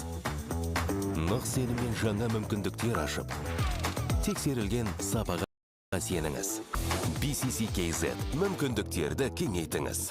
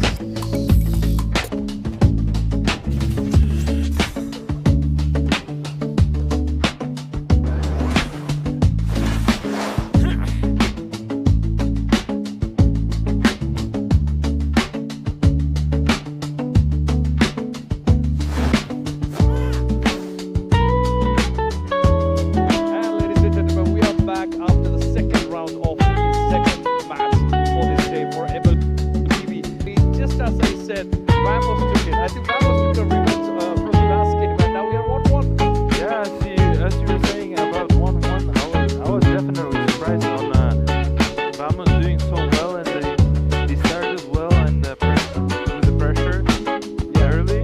And I mean, young guys, they were also doing it very well and giving a good fight. But constant Vamos pressure was really well. I mean, honestly, I was very surprised. Vamos surprised me, and they just played it well. Of course. Let's give a big shout out to Freedom for being the general partner for MLBB, for bringing this right here for hours, for enjoying this game series of games, MLBB right here for the future. So give me a big round of shout out for them. And also, as we said, Vamos did it. It's 1-1 now, which means we still got one more game, which is really cool because I really wanted it, because that's when we actually are excited, and that's the decider of the whole best of 3 point, right? Yeah, definitely it is. You were actually so correct on the third.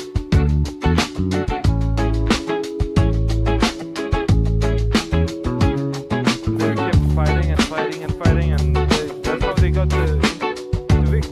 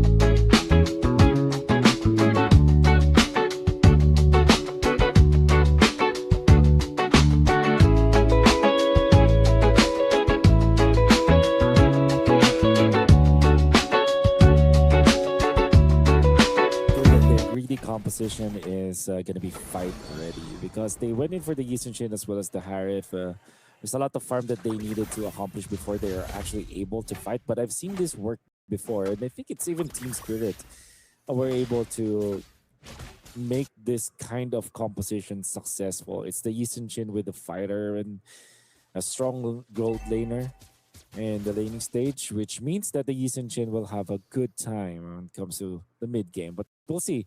The third turtle is upon us. Yeah, at this point, last turtle coming up. Again, expanding rivers for this map too. We'll bring them down to rotate quickly. Zed's gonna have to burn the flicker.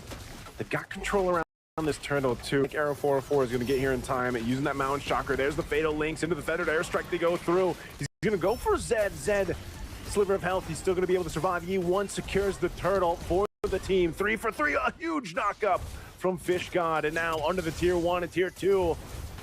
Zawa's looking for, he's just going to force them back so we can get this turret alongside the team here for DFYG. Right now, they're winning the objectives. Yeah. What a fight coming out from DFYG. And Fish God has been playing a perfect game. In fact, the entire series, you can say that Fish God has played so well from the EXP lane. This time, DFYG have put all of their investments into action already. Activating that Claw, they were able to push a turret after winning the team fight, and because of that they have inflated their lead to 4,000, might even go higher as they are pushing the bottom lane, and they are looking to invade as well. All right, let's see if they can pull this off once again. At this point, you know, it's been a lower kill game as you look at the items here too. You've got the lead, right, especially in that XP lane. That's why we were talking about those early kills that built up for Fish God are just proven to be a really difficult point for Team Famos to get through. Now, that doesn't mean to say they can't, just more so, again, dealing with that pressure of the Black Dragon form once it comes through, it provides so much space. Not only that, but if you're clumped up around the Fatal Links that is the setup from Z, you put yourself in a very tough position to get petrified and, you know, thrown into the air and then into a Blazing Duet Feathered Airstrike. And those combinations, and even that golden hour are working so well right now for DFYG. This is exactly what I was talking about. They already pop it. There's good burst on Arrow 404. And now Z is going to be in trouble. Chase down once again. Shaw Essence is going to be stacked up, and here comes Zhao. He can heavy sprint if he wants to, but they're just going to go ahead and cap the kill out. They burn the ultimate. So they pick up 2 kills. Again, Team Vamos getting punished on the positioning here. Ooh. And costly punish is what I was looking for. It's mainly because of the Lord now being available for DFY. At this stage in the game, 9 minutes in, you would want your Yisun Shin to be in action. You wouldn't want your Harith to be contributing to the team fights, but as it stands, it was not the case. DFYG are now winning by so much they even dodge this Barrett commit. The Lord is gonna mark. He can actually collect another turret here in the bottom lane. Okay. The Lord's gonna be up here to deal with up on that top side for Team Vamos. These tier 2s are gonna fall here. They're facing a deficit of nearly 5,000 or 6,000 gold. Holy Defense Shield still up, but these are most likely gonna pop. A Feathered Airstrike gonna be used. I'll clear that wave out. Right now, DFYG looking at knock turrets here of Team Vamos. I just don't think they're ready to fight yet. It doesn't seem like Notgo is able to go ahead and be that much of a threat in these fights on the Harith. So the waves will be cleared slowly but surely as that Lord makes its way up top. We're going to see some shields being popped here. Win forward. Be looking at Zakif actually having to battle there. With the Lord being pushed. Look at this. The Feathered Airstrike preemptively used for the finish, but a good so-called teamwork. Oh, nice with the jump. And the jump in. Oh, E1 could be in trouble. Notgo able to go ahead and convert a kill, but the rest of the team is forcing a fight that they don't want to take here without Notgo. Mountain Shock are going to be used. And without E1, DFYG could be in a bad position here. They're going to away Zekif. Top of the conceal, given the call. He doesn't have the Fatal Links, though, so he's just trying to slow them down and keep them away from the base. So DFYG off the first Lord will just get that one base turret. And all things considered, I know that this will sound crazy, but I think that's the FYG happy with the trade. They just sacrificed their mid laner. They have a lot of battle spells gonna be ready in the future, and they have pushed the top lane turret. That means that they are gonna be holding on to their 5,000 gold. We don't want to lose anyone on the siege, but DFYG just losing one of their heroes, I think that's overall good for a Chinese squad right now in order for them to eventually take over this game. And this squad is now very happy about what's happening. Okay. I'm not sure if he was going to follow through with that or not. Little defensive items being picked up here, though, too. Z picking up the Athena shield to help with some of that burst coming down from U1. So one of the main problems is surviving that feathered airstrike once it's dropped down, not being too... Holy Crystal now locked in for Notco, too. You could say he has been online, but even more so now with the Holy Crystal. Looks like they just want to go for this fight. See if they can bait something out. The Lord is coming up, though, so they want to maintain their ultimates and battle spells while they can. Still 20 seconds on Stickers for Team Vamos. That's going to be crucial for them. So if they can delay this Lord take by DFYG, that might be able to go ahead and even out the grounds to secure it. Already starting up. Feathered Airstrike going to be dropped down again. Burning things through. Arrow 4-4 there. Zed dropping down. Already used the golden hour now. Fish God might be in a bad position. Jumps back in. Is able to take out Cloncoon, but the rest of the team fight's going to fight off into the jungle, and they take another route, and that's Notco. 3 fall for Team Vamos, and DFYG will go ahead and take this Lord. And that was such a good way to approach a team fight for TFYG. Typically, when you see a Yuzhong as well, you're tempted to put all of your eggs in one basket and combine the crowd control of the Yuzhong as well as the Akai to set up for one another. But this time, they staggered it. They put the Yuzhong into the backlines to force out the eventual kill onto Notco. And of course, to zone out where Era 404 was. And then the front lines now being worked on by Zhao Shui as well as Long. This coordination coming out from DFYG is so good that actually started with the dual mid. It's the U1 Farsa with the Zed Marcel that actually allowed for DF to just win the front to back against Team Vamos. And now they are going to be collecting the benefits of what they did. The Lord is marching up top. They're quickly pushing the bottom lane as well, so that this might be a 3-pronged attack in terms of the minion waves for DFYG. And how about this? Zaykeef, aggressive on his positioning, but is too far away from the fight and will now be found out by DFYG. Feathered Airstrike already dropped down. Bloom trying to find his own opening. It looks like they want to take this turret down. I'm surprised they weren't able to go ahead and convert it. Meanwhile, Lord's being worked on. So DFYG, if they can't get another turret down, result to much off this Lord take, off of a team fight that they constructed and won. 1 HP on that turret. There's the conceal.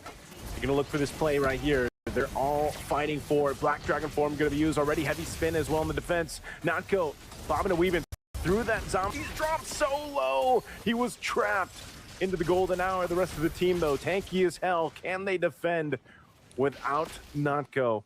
Right now, holding on to the one base turret in the mid lane. They're still okay. Leading up in that front side.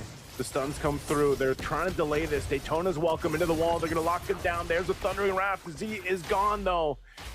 And still Zhao 5. A Feathered Airstrike comes through. And now they might want to push here. They're quite low, but Lung still has full health. The rest of the team, Team Vamos, with their lives on the line of the tournament. There's the flicker forward. They go in with Snapshot. They force them to the fountain. They're just trying to clear out the minions. The base is going to be locked on, and DFYG will send out Team Vamos of Games of the Future in Game 3.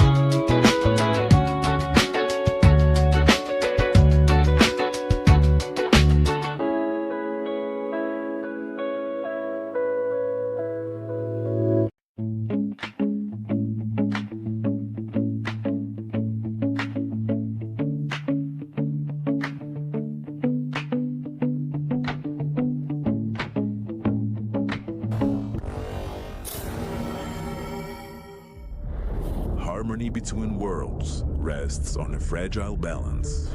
Legend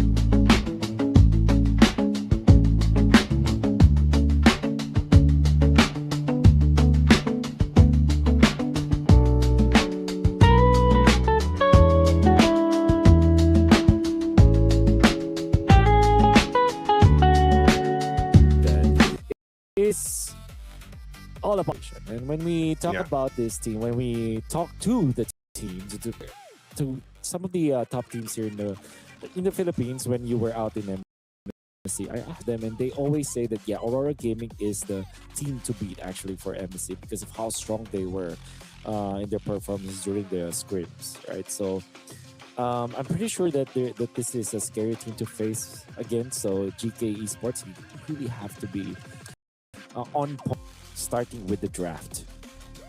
Yep, starting with the draft.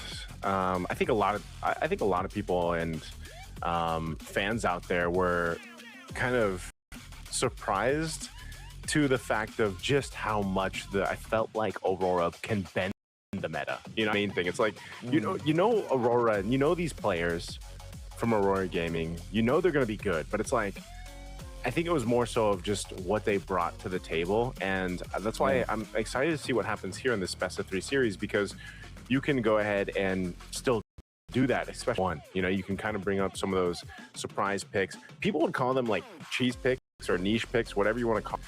That's the upper hand that Aurora Gaming has, and I think so. If you're preparing for that, it is kind of difficult to prepare that. So bans wise, you'll see this isn't changing too much.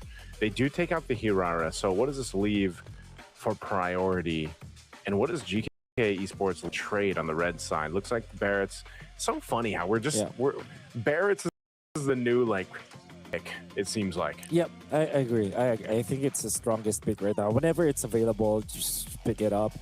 Of course, there are other good picks like the Hirara, for example, but with like this trade for the Marcel is not open, it's just way too good, and the Paquito is not as good of a pick, all things considered. There will be the Uranus. Actually, all things considered, this is not a bad trade for GK Esports at all. Secure the Paquito, but at the same time, they also have the tanky dude that we're looking for. Melissa might be their third pick in case. So Aurora Gaming should be prepared for that. There is no Eudora. And maybe a good way to approach it is Hardy plus the Melissa if you're Aurora Gaming. But I think that Coach Midnight is thinking of a thing here. Maybe get either the Hardy or the Melissa not together. Yep. So they go for the Beleric, which is another tanky dude, and they go for the Valentina in the. They get the Valentina just in case there's an Atlas over there, probably too. Yeah. You know, one of the cases, but it's good to see Rune Eaters. I think that was Rune Eaters out there in the crowd, kind of studying the competition. Well, again, if you want to study a team, either of these are great, but especially Aurora Gaming to see they can pull out through this draft. And so far, it's nothing, it's nothing crazy just yet. But I think you see something interesting in terms of the draft. It's more so towards that last pick, with the last 2 picks they go with. So we'll see if this is just going to be the Alice. Whoa, no, that's GK for for now, man. The Valier. I'm actually surprised. I'm not surprised about the actual hero because I think that it makes a lot of sense. But they picked it third. The Melissa is still available. So is Harley. There are many good. I'm not saying that there are better picks, but there are meta picks. Could be prioritized here by GK. So why the Valier? Because it has a lot of base damage. Beleric as well as Barretts will hate playing up against this hero. The Valentina doesn't necessarily have the right, a good way to do with the Valier in a way of copying its ultimate. So that's also another thing. Overall, I guess for GK Esports, they revealed their hand way too early for my taste. But it makes sense. But why the Valier? Is that just, kind of, is that more so for the Beleric or the Barretts in a way? I mean, you're going to have to be pushing these guys away too. Yeah, it's like the fire versus damage. tree. Is it just logic, Wolf? Like, what's going on here? You might be, that like makes sense otherwise. There is probably somewhere, but it's more about just the constant crowd control that you get. You can always reset your spells, your skills. Or because of the Beleric, because the Beleric is always just free target for you, and still HP based damage, which means that the Beleric will struggle eventually as the longer the game goes by, and you just become a threat in the team fights. And again, you don't give away a big ultimate to the Valentine as well. Yeah, that's true. You don't want to give some of these ultimates away. Last ban here, though, for Aurora Gaming after they honed in on some of the roam options here. The glue, we'll see if they take one more out. Over on the flip side, a whole lot of jungle bans. The problem is you try to ban out TNZ. Yeah, he's got a deep hero pool, man. You know, TNZ is one of the first players to go ahead and bring out some of those more unique picks in the jungle. Like I mentioned back before when he surprised a lot of people with the Harley coming through. I think that was back in M7. One of the players too that likes to even play the Leah more before it was all meta at one point. So TNZ's hero pool is something that can really lean on. I'm not sure if this is going to change much or what they swerve, especially now that they see the Melissa come through. So Harley might be the safest choice, I'd say, for TNZ. I agree. Yeah, Harley just makes total sense, but you pick up the Brody to go with it. I think that makes it so that the Melissa will not have a free game. Seen a lot of teams choose to go for the Brody when it comes to dealing with the Melissa. So that's the Harley. Probably a Brody or a Clint. That could also be an option. It's not banned just yet. And that means that Aurora Gaming will have every single thing they need. I'm going to go for the Melissa this time, for the Claude this time up against the Melissa. And I'm scared about that because there is that you're available for GK Esports. That means that if you pick up something like it's not available, maybe a Badang could be for GK Esports. Or a Minotaur, actually. Yeah. But they will give the Minoan Fury, but yeah, I think it's worth it because you now have a direct answer to the Claude. There is also that Carmilla factor that I've seen some teams pick up. So I'm thinking Carmilla or Badang, actually, as the choices for GK Esports. Tough choice here for the last pick. They go with the Cho. Not what I was expecting. And this could be one of the cases where I'm thinking like, okay, pick up potential. Who you really want to kick over here? That's the problem. It's going to be hard to kick everybody except the Valentina, maybe. And you don't want to be kicking the Belric or the Barretts to your team. Yeah, I'm not gonna lie, I don't like that last pick coming up from GK Esports. I think they messed it up in a way that the way of the dragon for the Valentina to copy. And not only that, this is a difficult Cho game. I think they're better off just giving out the Minoan Fury, in fact. Because they're gonna give it anyway, so yeah, why not get the Minotaur? You get a lot of benefit by choosing to go for that Minotaur because you have your answer now to the knock-up. You have a potential blade armor carrier. The rage is just difficult to handle. There's so many benefits of getting the Minotaur instead of the Cho, but maybe Shen is just cracked with this Cho. Hey, he's got the KOF skin. You know, gets the early flicker. So game one is what is upon us here. If you guys are just joining us, again, I know it's late on certain parts of the world, a little bit earlier, but if you're tuning in, it's our third series, Games of the Future here. Once again, this is an elimination match. It's a round of 16. We've got teams going home today. We're home at 2, and now we're down to 2 more for the day before we move on to tomorrow. Quick look at the end. Nothing out of the ordinary, pretty standard stuff. I'm surprised too, Wolf, that the biggest flex anyway towards hero choices is actually on GK Esports or Gaming. Oh yeah.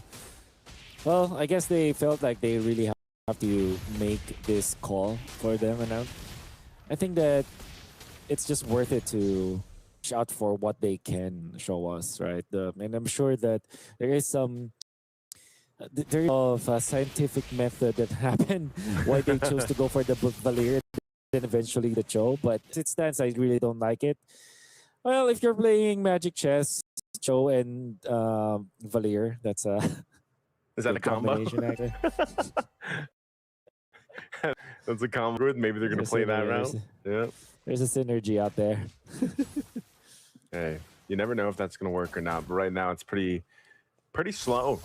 You know, slow start. And like I said, the battle spill out early on, but they're playing for this first turtle here. So they'll make their way for it. Again, this is broken walls on this version of the map.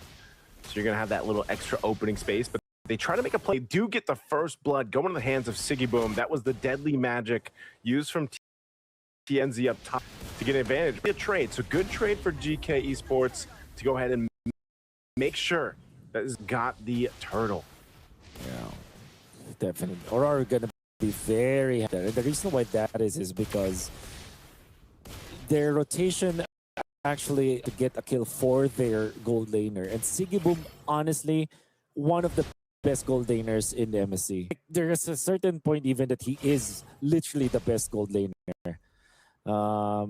Of course, it would have been nice if they finished off as they took the tournament, but hey, Sigiboom, it's pretty scary. Rosa gonna burn the flicker again. They're just gonna force, and that's a kill. Pagu's gonna go melting down. A kill picked up for Quanok, so that's a good trade. Again, this was a fight started up. I was wondering, you know, who would you be able to go in and get the kick to?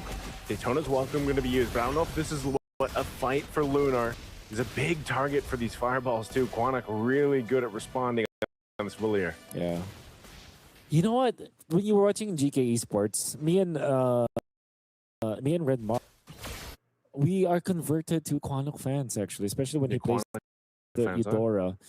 Then again, they chose to go for the Valier this time, and so far we are impressed about his performance. Here you can see how clutch he is.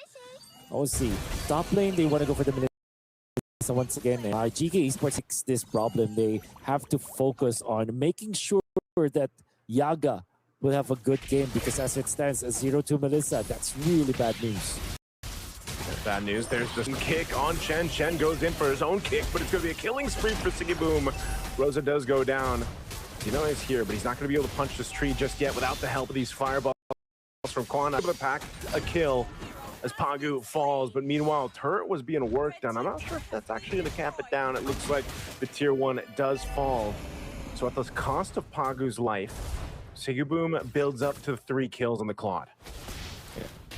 This is actually okay for GK Esports. This time they are able to get a kill for Yaga, and they are equalizing a little bit, but there's still a massive lead for, a significant lead for Aurora, and now the turtle fight commences.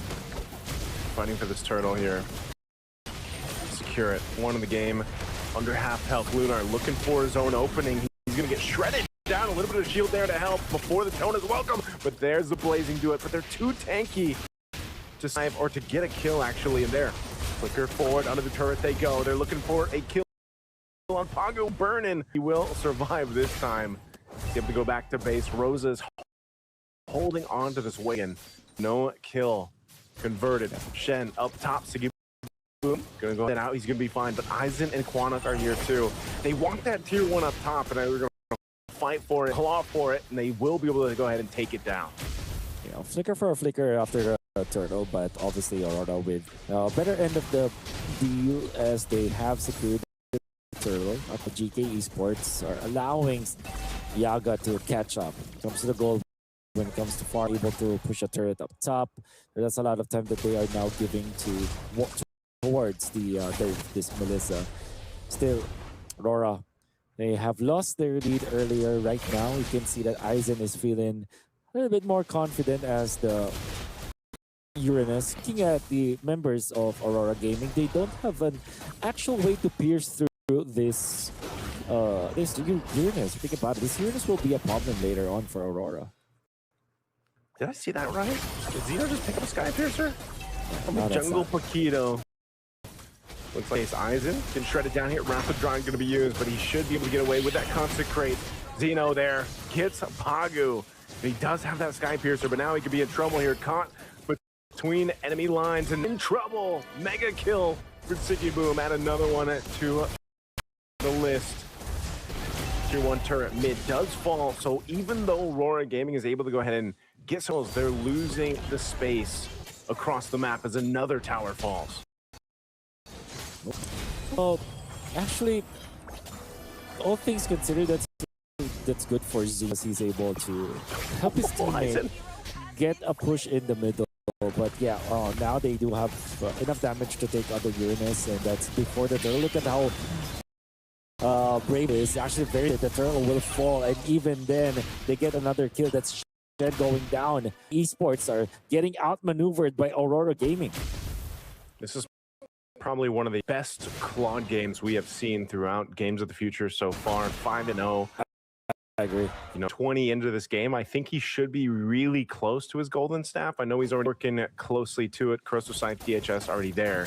Yeah, he's got the defense locked in. So, he needed that little bit of extra defense just to deal with it lane-wise, but so far has been having a hell of a game on this Claude, and that's going to be a problem. Like, if GK can kind of slow him down, then that'd be great to get themselves back into this game. They're not behind or anything like that. It's just they don't have a way to deal with the Claude just yet.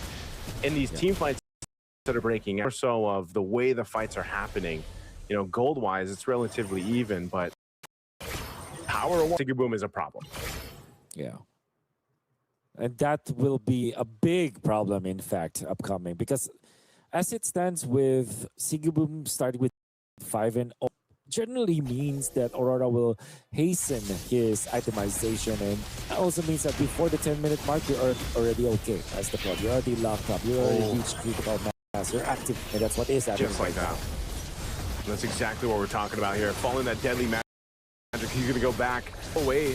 Already dropped down. They're going to fight into this, though, into the mid lane, able to pick out Shen, and now next, look at the stacks coming through. TNZ will clean up that one. 3 fall for G Sports. And this is exactly what we were talking about, Wolf, and this is why I was saying, man, Sigaboom is a problem. Goes in with magic, and that might not be enough to kill him, but they will push him off the tier 1.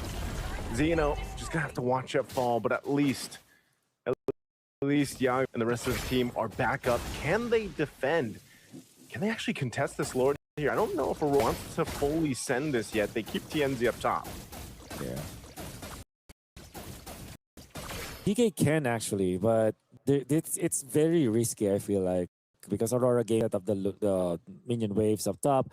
Maybe they can fight if they eventually fix their start. At the same time, who is going there? Like, Zeno is just focused on taking his own camera, and I like what Lunar is doing, making sure that the entry points, the connection points from top is covered. The Shen might fall.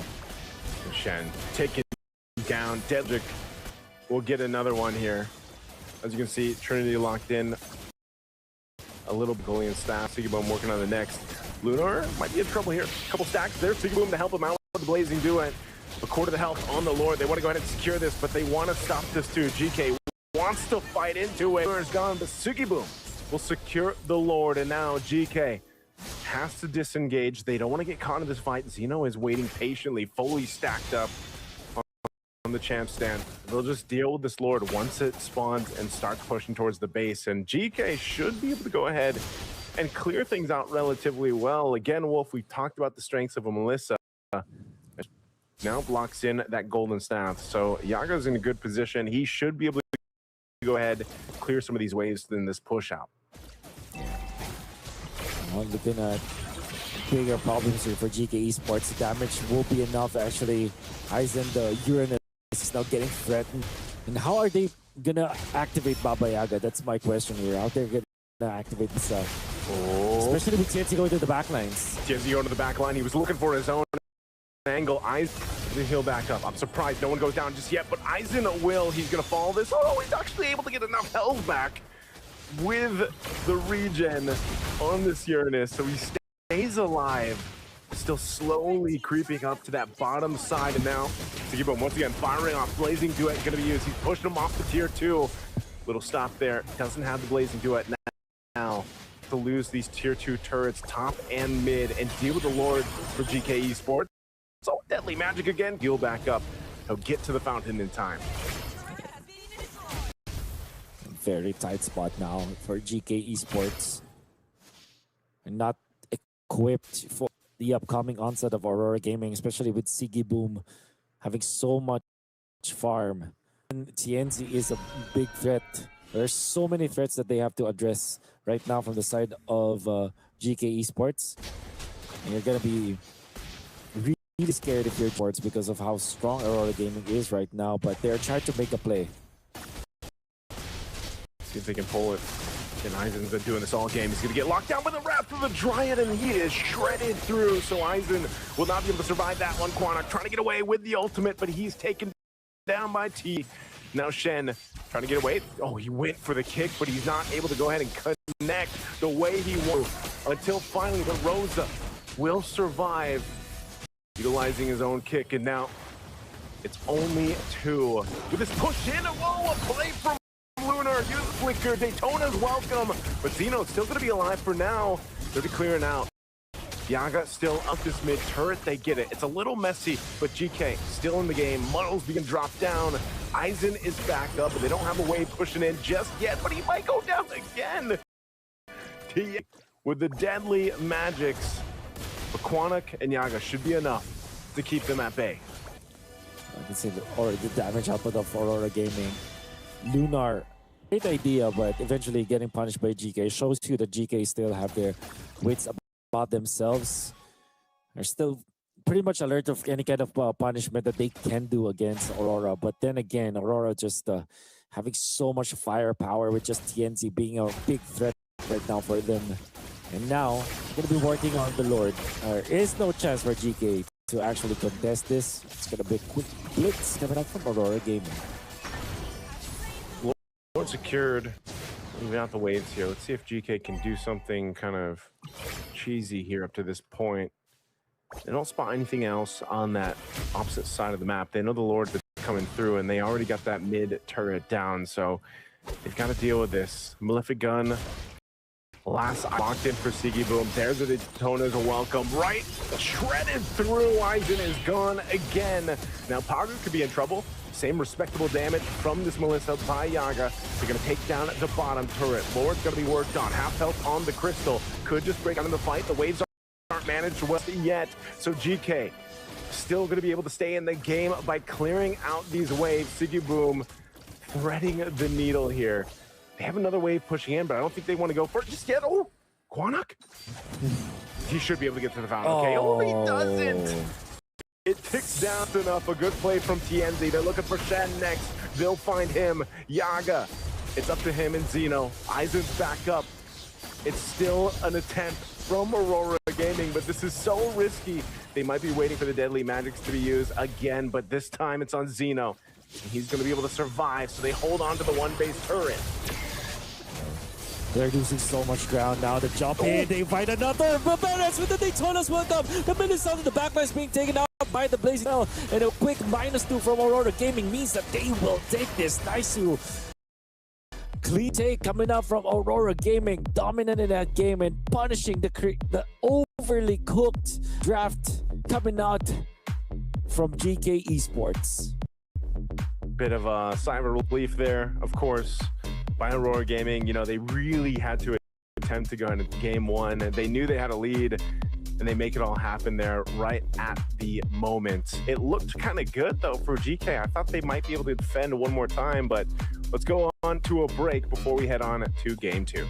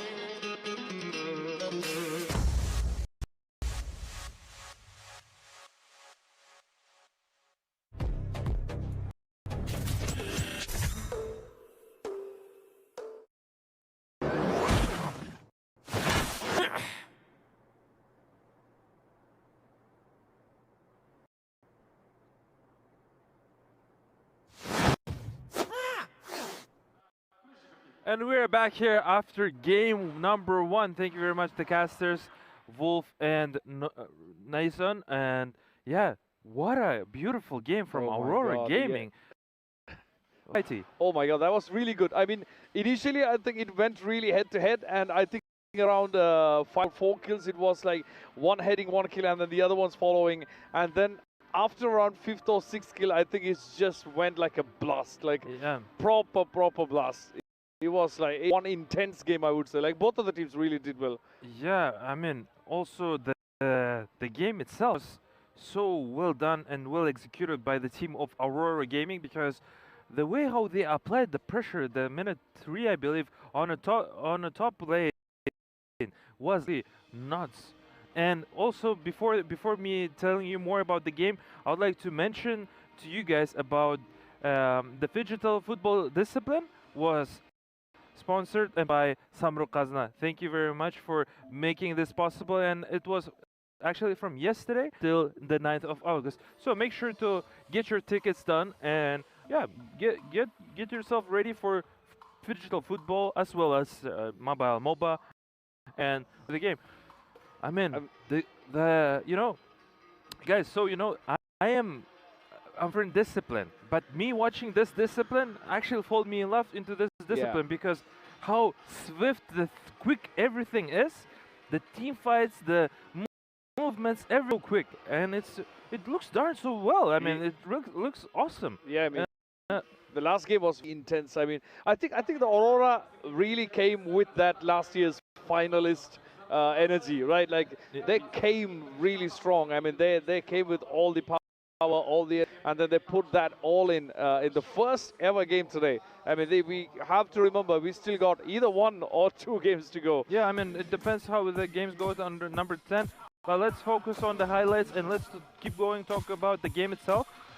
I mean, honestly, I wish the highlights will fight on a minute. I believe it was 7, 8 somewhere there, like the mid game. That was a 5v5 team. It was incredible fight from both teams, but unfortunately there is only one victor on the team fight afterwards. So this on early minute 3, 4.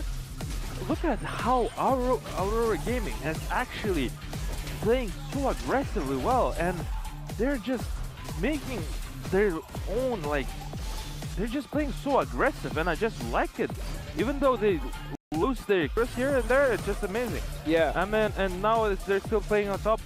The most important fight for me was around minute 8 to 9 or somewhere there, when it was when they took after the mid tower, tier 1 tower. Yeah, it was incredible. I mean, see how Aurora is punishing. This is the moment that I'm talking about, the one exactly 5v5 here.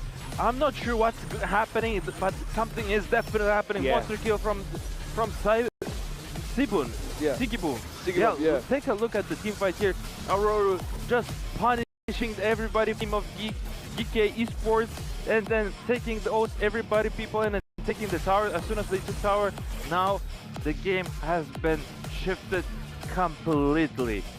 And I think Sigibom has a really good chance of being the MVP for this game. I mean, at this point, a minute, he all 6 kills and 0 deaths. I mean, he didn't even go out even once.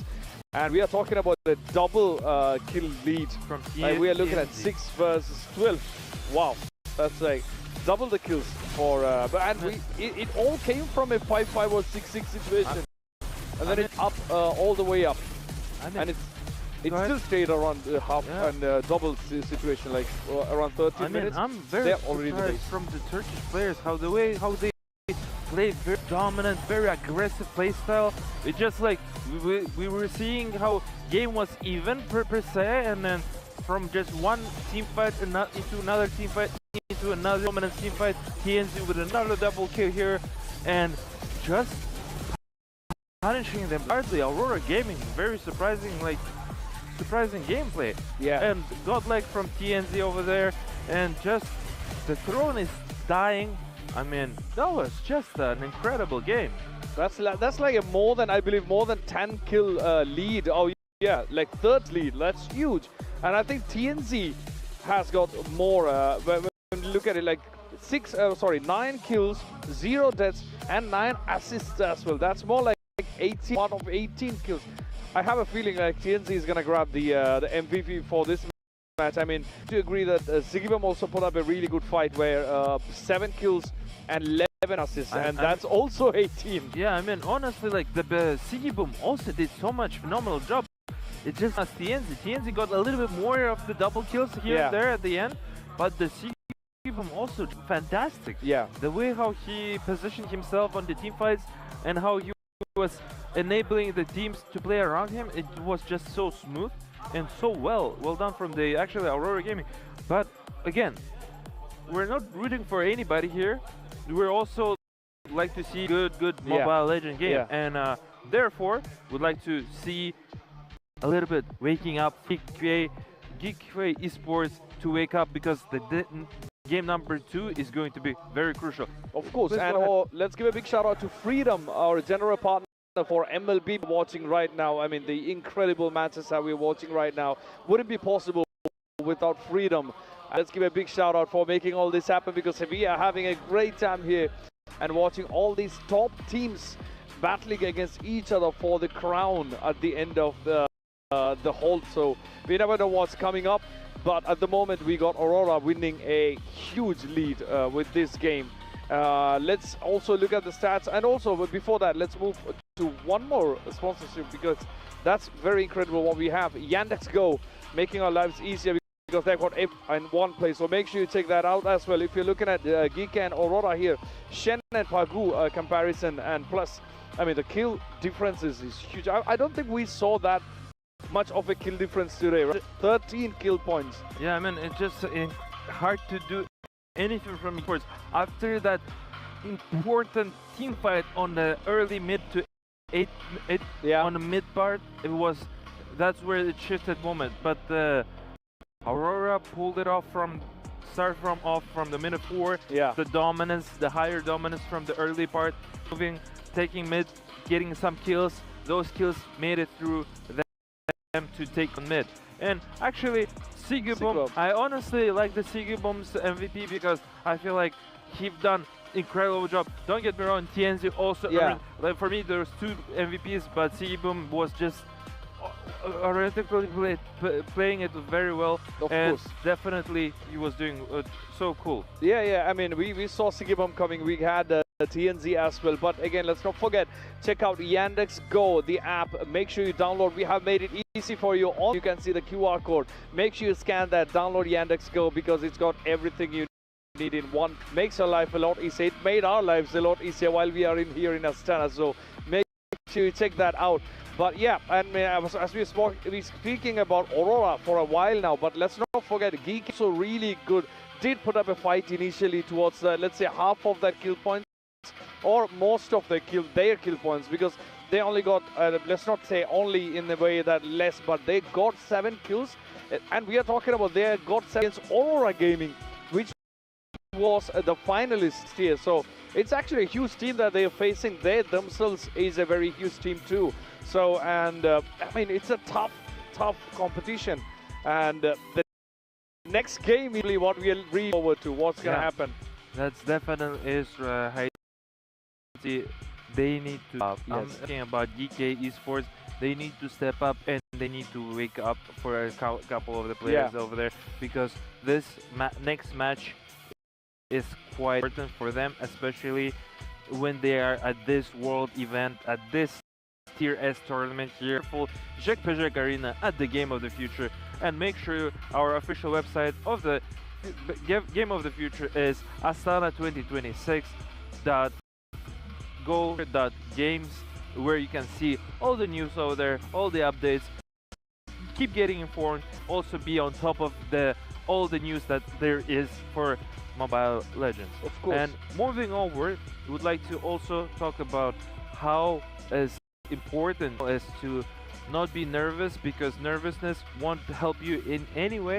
Yeah. So therefore, if you guys want to become a victor and become a champion of the game of the future, you need to show your strength and your desire and your spirit, like not the team spirit, but the team spirit, like the spirit. Yes. And then pull it through for the victory. That's true. That's true. I mean, Aurora Gaming is also known for their late game composure. I mean, they are really coming. We have seen them really come in the late game.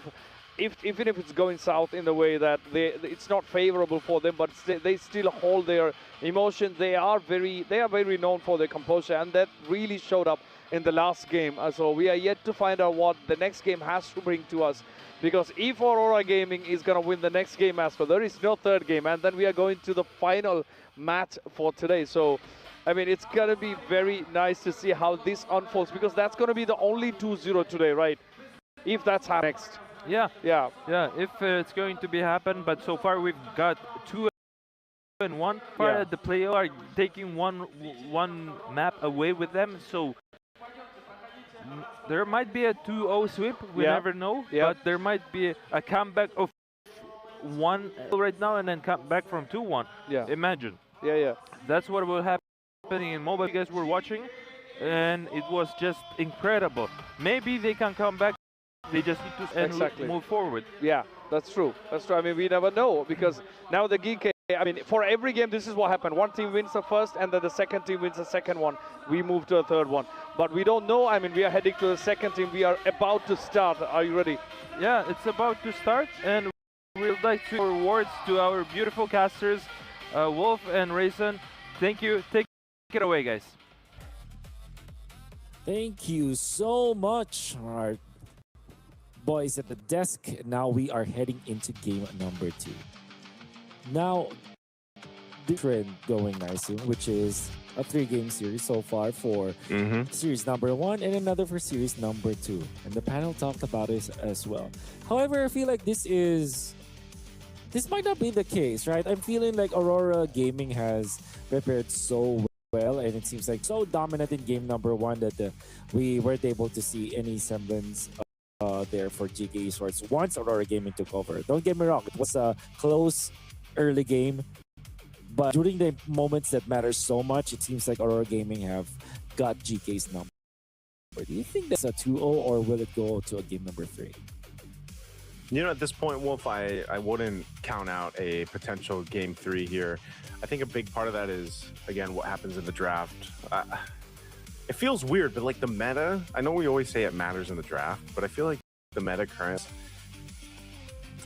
how do I say it? It's like weighted more than it usually is with our draft, just because of how some of the picks, especially depending on the certain team being played, is so dependent on that draft and obviously execution. But we've already seen it, right? Some power picks, for example, the Barretts being one of them, that's really risen up in value. The Eudora was that during MSC, same with the Balric.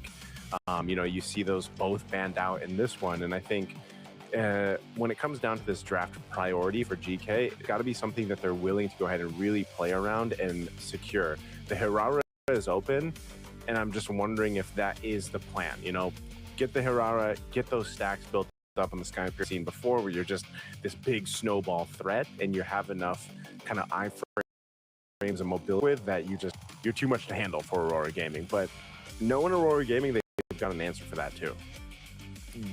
Okay, the reason why I would agree with what you said about the draft is because it was evident during MSC, especially in the latter portions and the very early of the tournament. And the reason why that is why I say that is because you see that games start to be snowbally, and the teams would have a better snowball kind of draft can easily actually win team fights and win the game. In fact, there is a lot of merit for any team that wins the draft.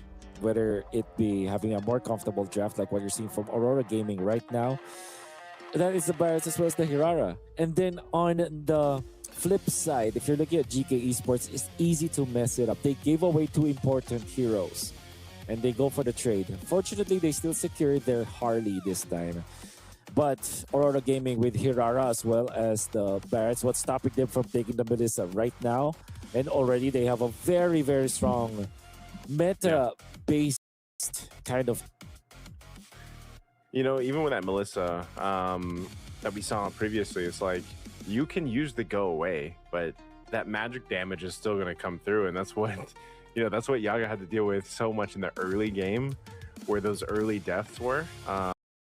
So Aurora Gaming will actually wait for their gold lane pickup to go ahead and put in the hands of Sigiboom. Again, I don't know if they'll actually ban out a Claude, but Sigiboom is one of those players that is almost a specialist on the Claude, able to go ahead and make things happen just quickly. And again, when you get a game like that you scale up faster than the average Claude time, you know, that's really hard to deal with. So I don't know, again, if GK wants to expend a ban towards it or not, but you can see Aurora Gaming is going for those mid lane options. Again, they've already got theirs secured, and Aurora Gaming's first 3 picks are already I feel like deadly enough, just because, again, how valuable Barretts is, what it allows you to do in the hands of Lunar. TNZ being one of the better junglers so far in the competitive scene that we've seen, especially fit into this meta really well. And Xeno, I mean, even Xeno, it was really nice to see the way that he was able to keto in the last game, you know, even grabbing the Sky Piercer and the amount of damage he was able to pump out. But now he's on the Harley, and I think after seeing TNZ do it, this is actually the jungle matchup is pretty even. I don't know who to give that up to, and that's why the surrounding heroes, characters of the teams, are very important. The supporting role that they're going to play into allowing their junglers and whatever the gold lane ends up being to scale up properly. Yeah, totally agree with that, and they still managed to pick up the Melissa. Oh man, I think GK Esports really messed up. These 4 heroes, I'm telling you, this composition is just so good. And they're gonna close it out with another tanky dude from the Rome role. Maybe, no, there's no Minotaur, maybe they'll close it out with probably a high loss coming up from Pagu, or maybe a Badang. Or a Matilda also works. So Matilda and the Barretts combo, man. Oh man. Flying Dinosaur. I already feel like this is such a good game for Aurora. However, I'm not saying that it is one-sided. All things considered, I like the Clint up against the Melissa. It makes total sense. The Farsa against the Melissa also makes a lot of sense here. It's just that the meta dictates that on the red side, these are the strongest heroes that you can look for in each of the roles. And generally, if you get your hands on that kind of combo, it's easier to win. Yeah, this is, you know, I want to say for GK Esports, like I like their draft more, but that last pick, especially the Matilda, paired up with what already those first 4 picks for Aurora Gaming were, it's almost just too much mobility that I feel like that Aurora will be able to play around with here, which might throw GK Esports off, you know, just because, again, there's so many ways to enter the fights, disengage from the fights, and move around the map too. I got to see what we're actually playing on here, but we are going to be jumping into Game 2, as it is now point for Aurora Gaming, potentially to send out GK Esports from Games of the Future here 2026. Let's go ahead and see exactly what happens here. Is this dangerous grass, or is this... Take a look. What are we playing on, Wolf? Do you know? I don't see the... I don't know. It hasn't popped up yet, but... It's probably reverse if there is no extra bush, and no the walls bush. are normal. Okay. So yeah, it could be reverse. Which we will get to see at 1 minute 30 if that happens. Okay. So playing this before, by the way, we've seen this kind of combo work with Tilda plus the Barretts. Barretts alone, and this is why we've been talking about it so much. You cover so much. Your ability to get the Daytona's Welcome off is already great when he's in the XP lane, especially with the flicker. But then you throw in this Matilda, which makes it a little threatening, just because you can go ahead and reposition yourself if you have to. But that can also be for the rest of the team. And you already know that Rosa, most of this time, has two quality options, man. Either the Fatal Links or the Feathered Airstrikes. So that's a problem that Geekay Esports has to deal with. Time on whatever ultimate is taken here. Mid lane could be some of the focus. Deadly Magic Star is going to be used. Rosa gets mono attacks, but Zeno not going to be able to capitalize on that first blood, though. Z will take out Quanok. They were trying to trade in that mid lane, and the flicker is burned from Shen.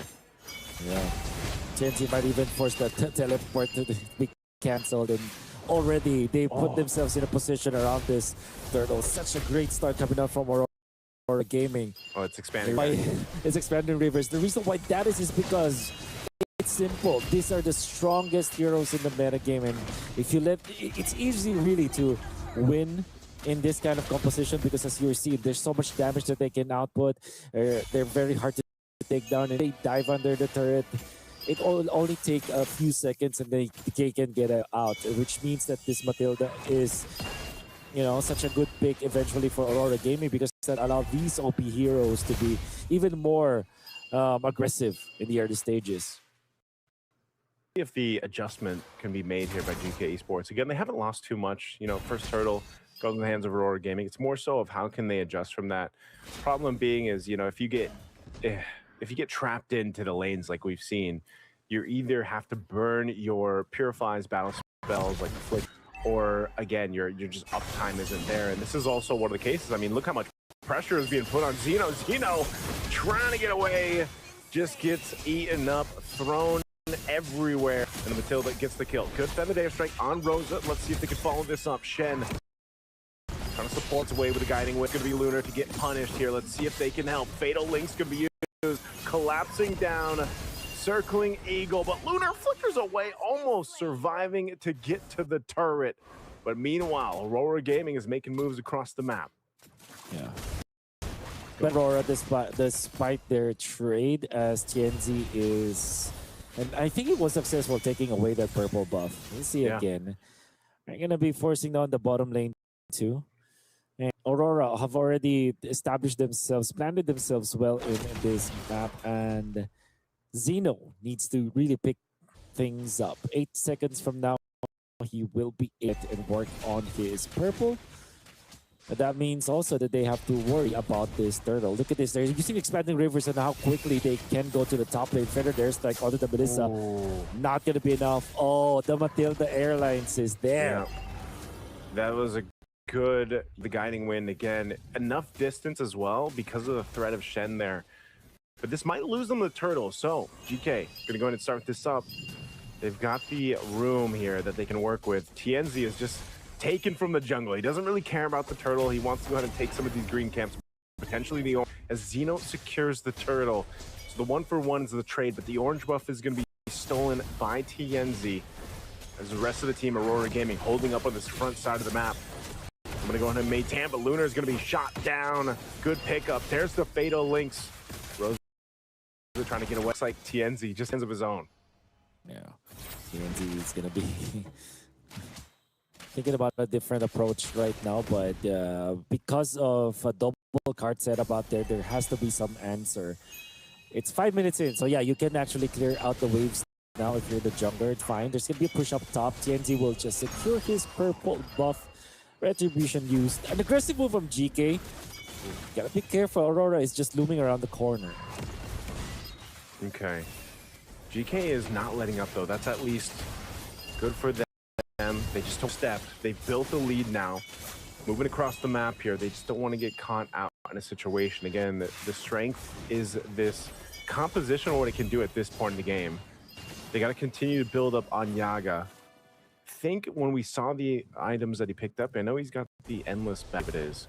That range, that damage that can come out from this Clint, it could potentially cause a problem here. They got to go ahead and continue to not let up, because Sigibum is trying to build up on this Melissa, and we've already seen what late game Melissa can do. Even Yaga in the previous game, a big threat once he was fully locked in on the Melissa in terms of items. So right now, it looks like Aurora Gaming is slowing it down a little bit. doing their due diligence, finding what they can across the map, and to continuing to farm up. They want to put themselves in a position to potentially take and contest this next turtle. Last one of the game, unless TNZ just keeps making moves. I mean, look at the bottom side of the map. Might be trying to make a cheeky play down bot against Yaga, but there is going to rotate happening down. If we can take a look, looks like Yaga's still going to be alive, though, and now he's got a response down in the bottom lane. Xeno showing up, and they're going to stop that attempt towards him. Yeah. Meanwhile, the exchange circling Eagle, catching 5 members of GK Esports. He's out of there, Pagu. Masterfully flying around GK Esports, getting so much information. All the while that's happening, TNZ already working onto that neutral objective. And the diversion coming up from Aurora Gaming is complete. However, this is massive for GK. Oh. They have taken the turret, and now the Fatal Links onto 2 defender. There's to follow. Rosa is down. Aurora Gaming, can they actually make an exchange? Big pickup. Great trade from GK Esports. And I think they were able to take the purple Genzi as well. Genzi there. Oh, they were trying to take it, but yes, it looks like it was stolen. Really good decision there from GK again. And they knew Turtle was going to be taken. The tier 1 up top was, why not go trade for our own tier 1? Here's a Daytona welcome to the wall. This should be an easy kill pickup, but it's Aizen on this Uranus. He's tanky enough to withstand the damage for now. Be okay for now. You've lost my friend. Nice. Sorry, I lost you, brother. Oh, you got me back. Here we go. Welcome back. All right. Kenzie going in onto Aizen. Here comes the Matilda with the guiding wind going onto the left side. They want to go for Guai. What a great play coming out of the swerve coming out from Aurora Gaming, but not anything just yet. Okay, so they back off. They're going to be fine. Again, just testing the waters here. GK Esports has essentially pretty much maintained a lead. You know, a couple thousand gold, nothing too big, but what I want to start to see is if they can contain what TNZ is doing across the map. We've seen this before with the Hiraras. They're able to go ahead and continue to just put pressure elsewhere. And just, again, how fast you can rotate with a Matilda plus the expanding rivers. Making a quick trip down to this bottom side. They won't Xeno in time. But what they're trying to do is set up for this Lord here. This Lord take neither team too far behind. But right now, dealing with these Fatal Links is a problem. So Shen up in that front is up. Let's see what Aurora Gaming does here. Slowly building, slowly pushing themselves in there. GK Esports are in a good position right now. TNZ double dashing. Iframes use one in just a Fatal Links. Fatal Links circling Eagle to follow through. They're going to try to get one down, and it's Xeno that they find a perfect target. Now re-engaging, guiding wind to follow through. They're going to lock down Quana on. They could go for the Lord here, but they want to go for some more kills. Shen quite low, quarter to health. Couple shots under turret. They're going to go in and clean him up. It's a killing spree for TNZ. And the iframes will keep him alive alongside that killing spree. And now the Lord for the... That was smooth for Aurora Gaming. That is because of Lunar. Me and Renmar were talking about how good the Bats players in this tournament has been, and also with the MSC. Lunar finding the right target. The timing was so pristine from the XP laner of Aurora Gaming that allowed them to take out Xeno Bomba. And I would say that the Fatal Links were just so advanced, and the Purify was too easy for Aurora Gaming to use. We could see you hit this through the replay.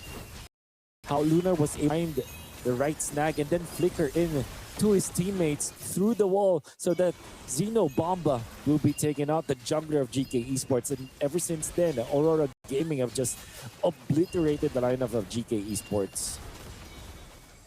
And this, again, play here, this is something they knew they could do because of the fact that they have a Aurora, because they have a Matilda. And that, even the Lunar, you know, this Barrett's such a threat, and there's a reason why it's prioritized and picked up so many times. Now they're going to go ahead and get ready to march towards this base here of GK Esports. GK did such a good job at maintaining the lead they've built up, but now it's slowly dwindled away. As tier 2s fall, looking for more, looking for these shields if they can find it. Good feathered airstrike to go ahead and clear out this wave, though, so Aurora can't push forward just yet. Will live to defend now. Geekay Esports, they are behind, but they're not out just yet. But Aurora Gaming are feeling it. The strong composition that they have built, looking really strong. Like SSC making it difficult for the Uranus to be on the front. Lunar once again with the good initiation with the flicker, but the Purify's there. The Fatal Links, nice. Shen gets the Fatal Links off, but Rosa's got their own Fatal Links to use, and Quarnock is going to be gone. TNZ making quick work. Tier 2 going to be followed through. A good stun fighting on. There's the Fatal Links we were just talking about. Rosa will get punished and go down, but multiple members in trouble here. For GK, it's a triple for TNZ, and they're going to take down the turret and look to take down the hopes of GK Esports. One wave to clear on through. No, trying to do his best, keep them at bay. He's got enough damage to keep Aurora Gaming from ending the series. Was only one team fight that really broke. The break-even point was there. When they tried to go for the play with the Fatal Links, everything looked really bad for them since then. GK Esports have been playing okay. In fairness, they actually have positioned themselves around that neutral live. It looked like they were about to jump the gun onto Aurora Gaming, but they were jumping too soon, and Lunar just found the right target. Zeno, the jungler of GK Esports, taken out.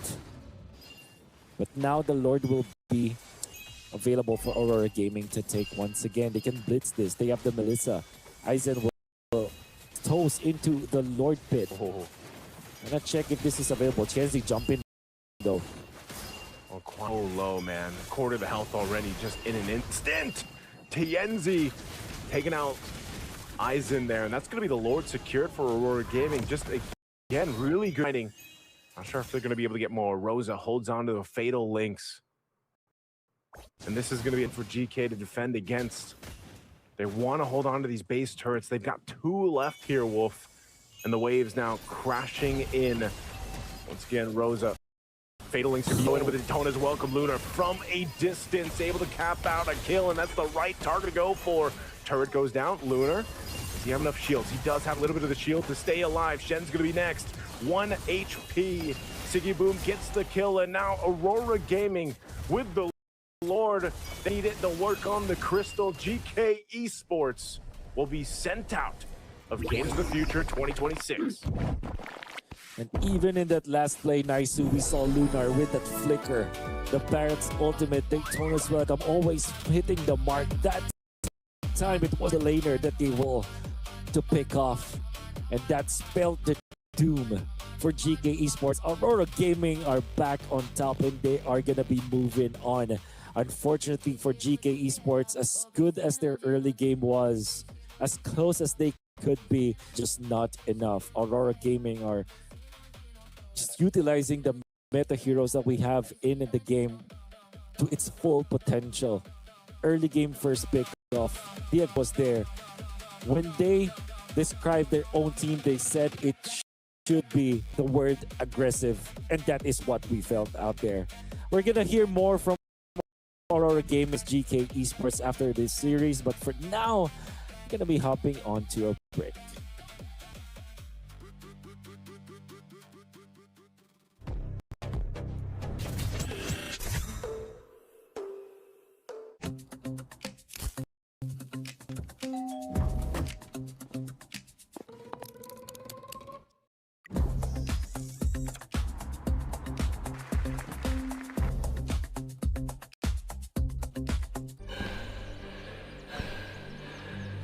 Үлкеністер, әр қадамы жетістікке жетелейтін марафон. Біз осы жолды сіздермен бірге 10 жылдан бері жүріп келеміз. Тимур Құлыбаевтың халық қайырымдылық қоры.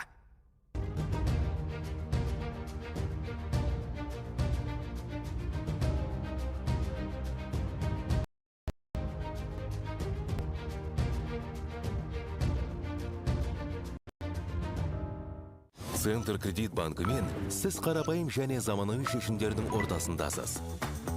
Нық сеніммен жаңа мүмкіндіктер ашып, тексерілген сапаға сеніңіз. BCCKZ мүмкіндіктерді кеңейтіңіз. Thank you, 24/7.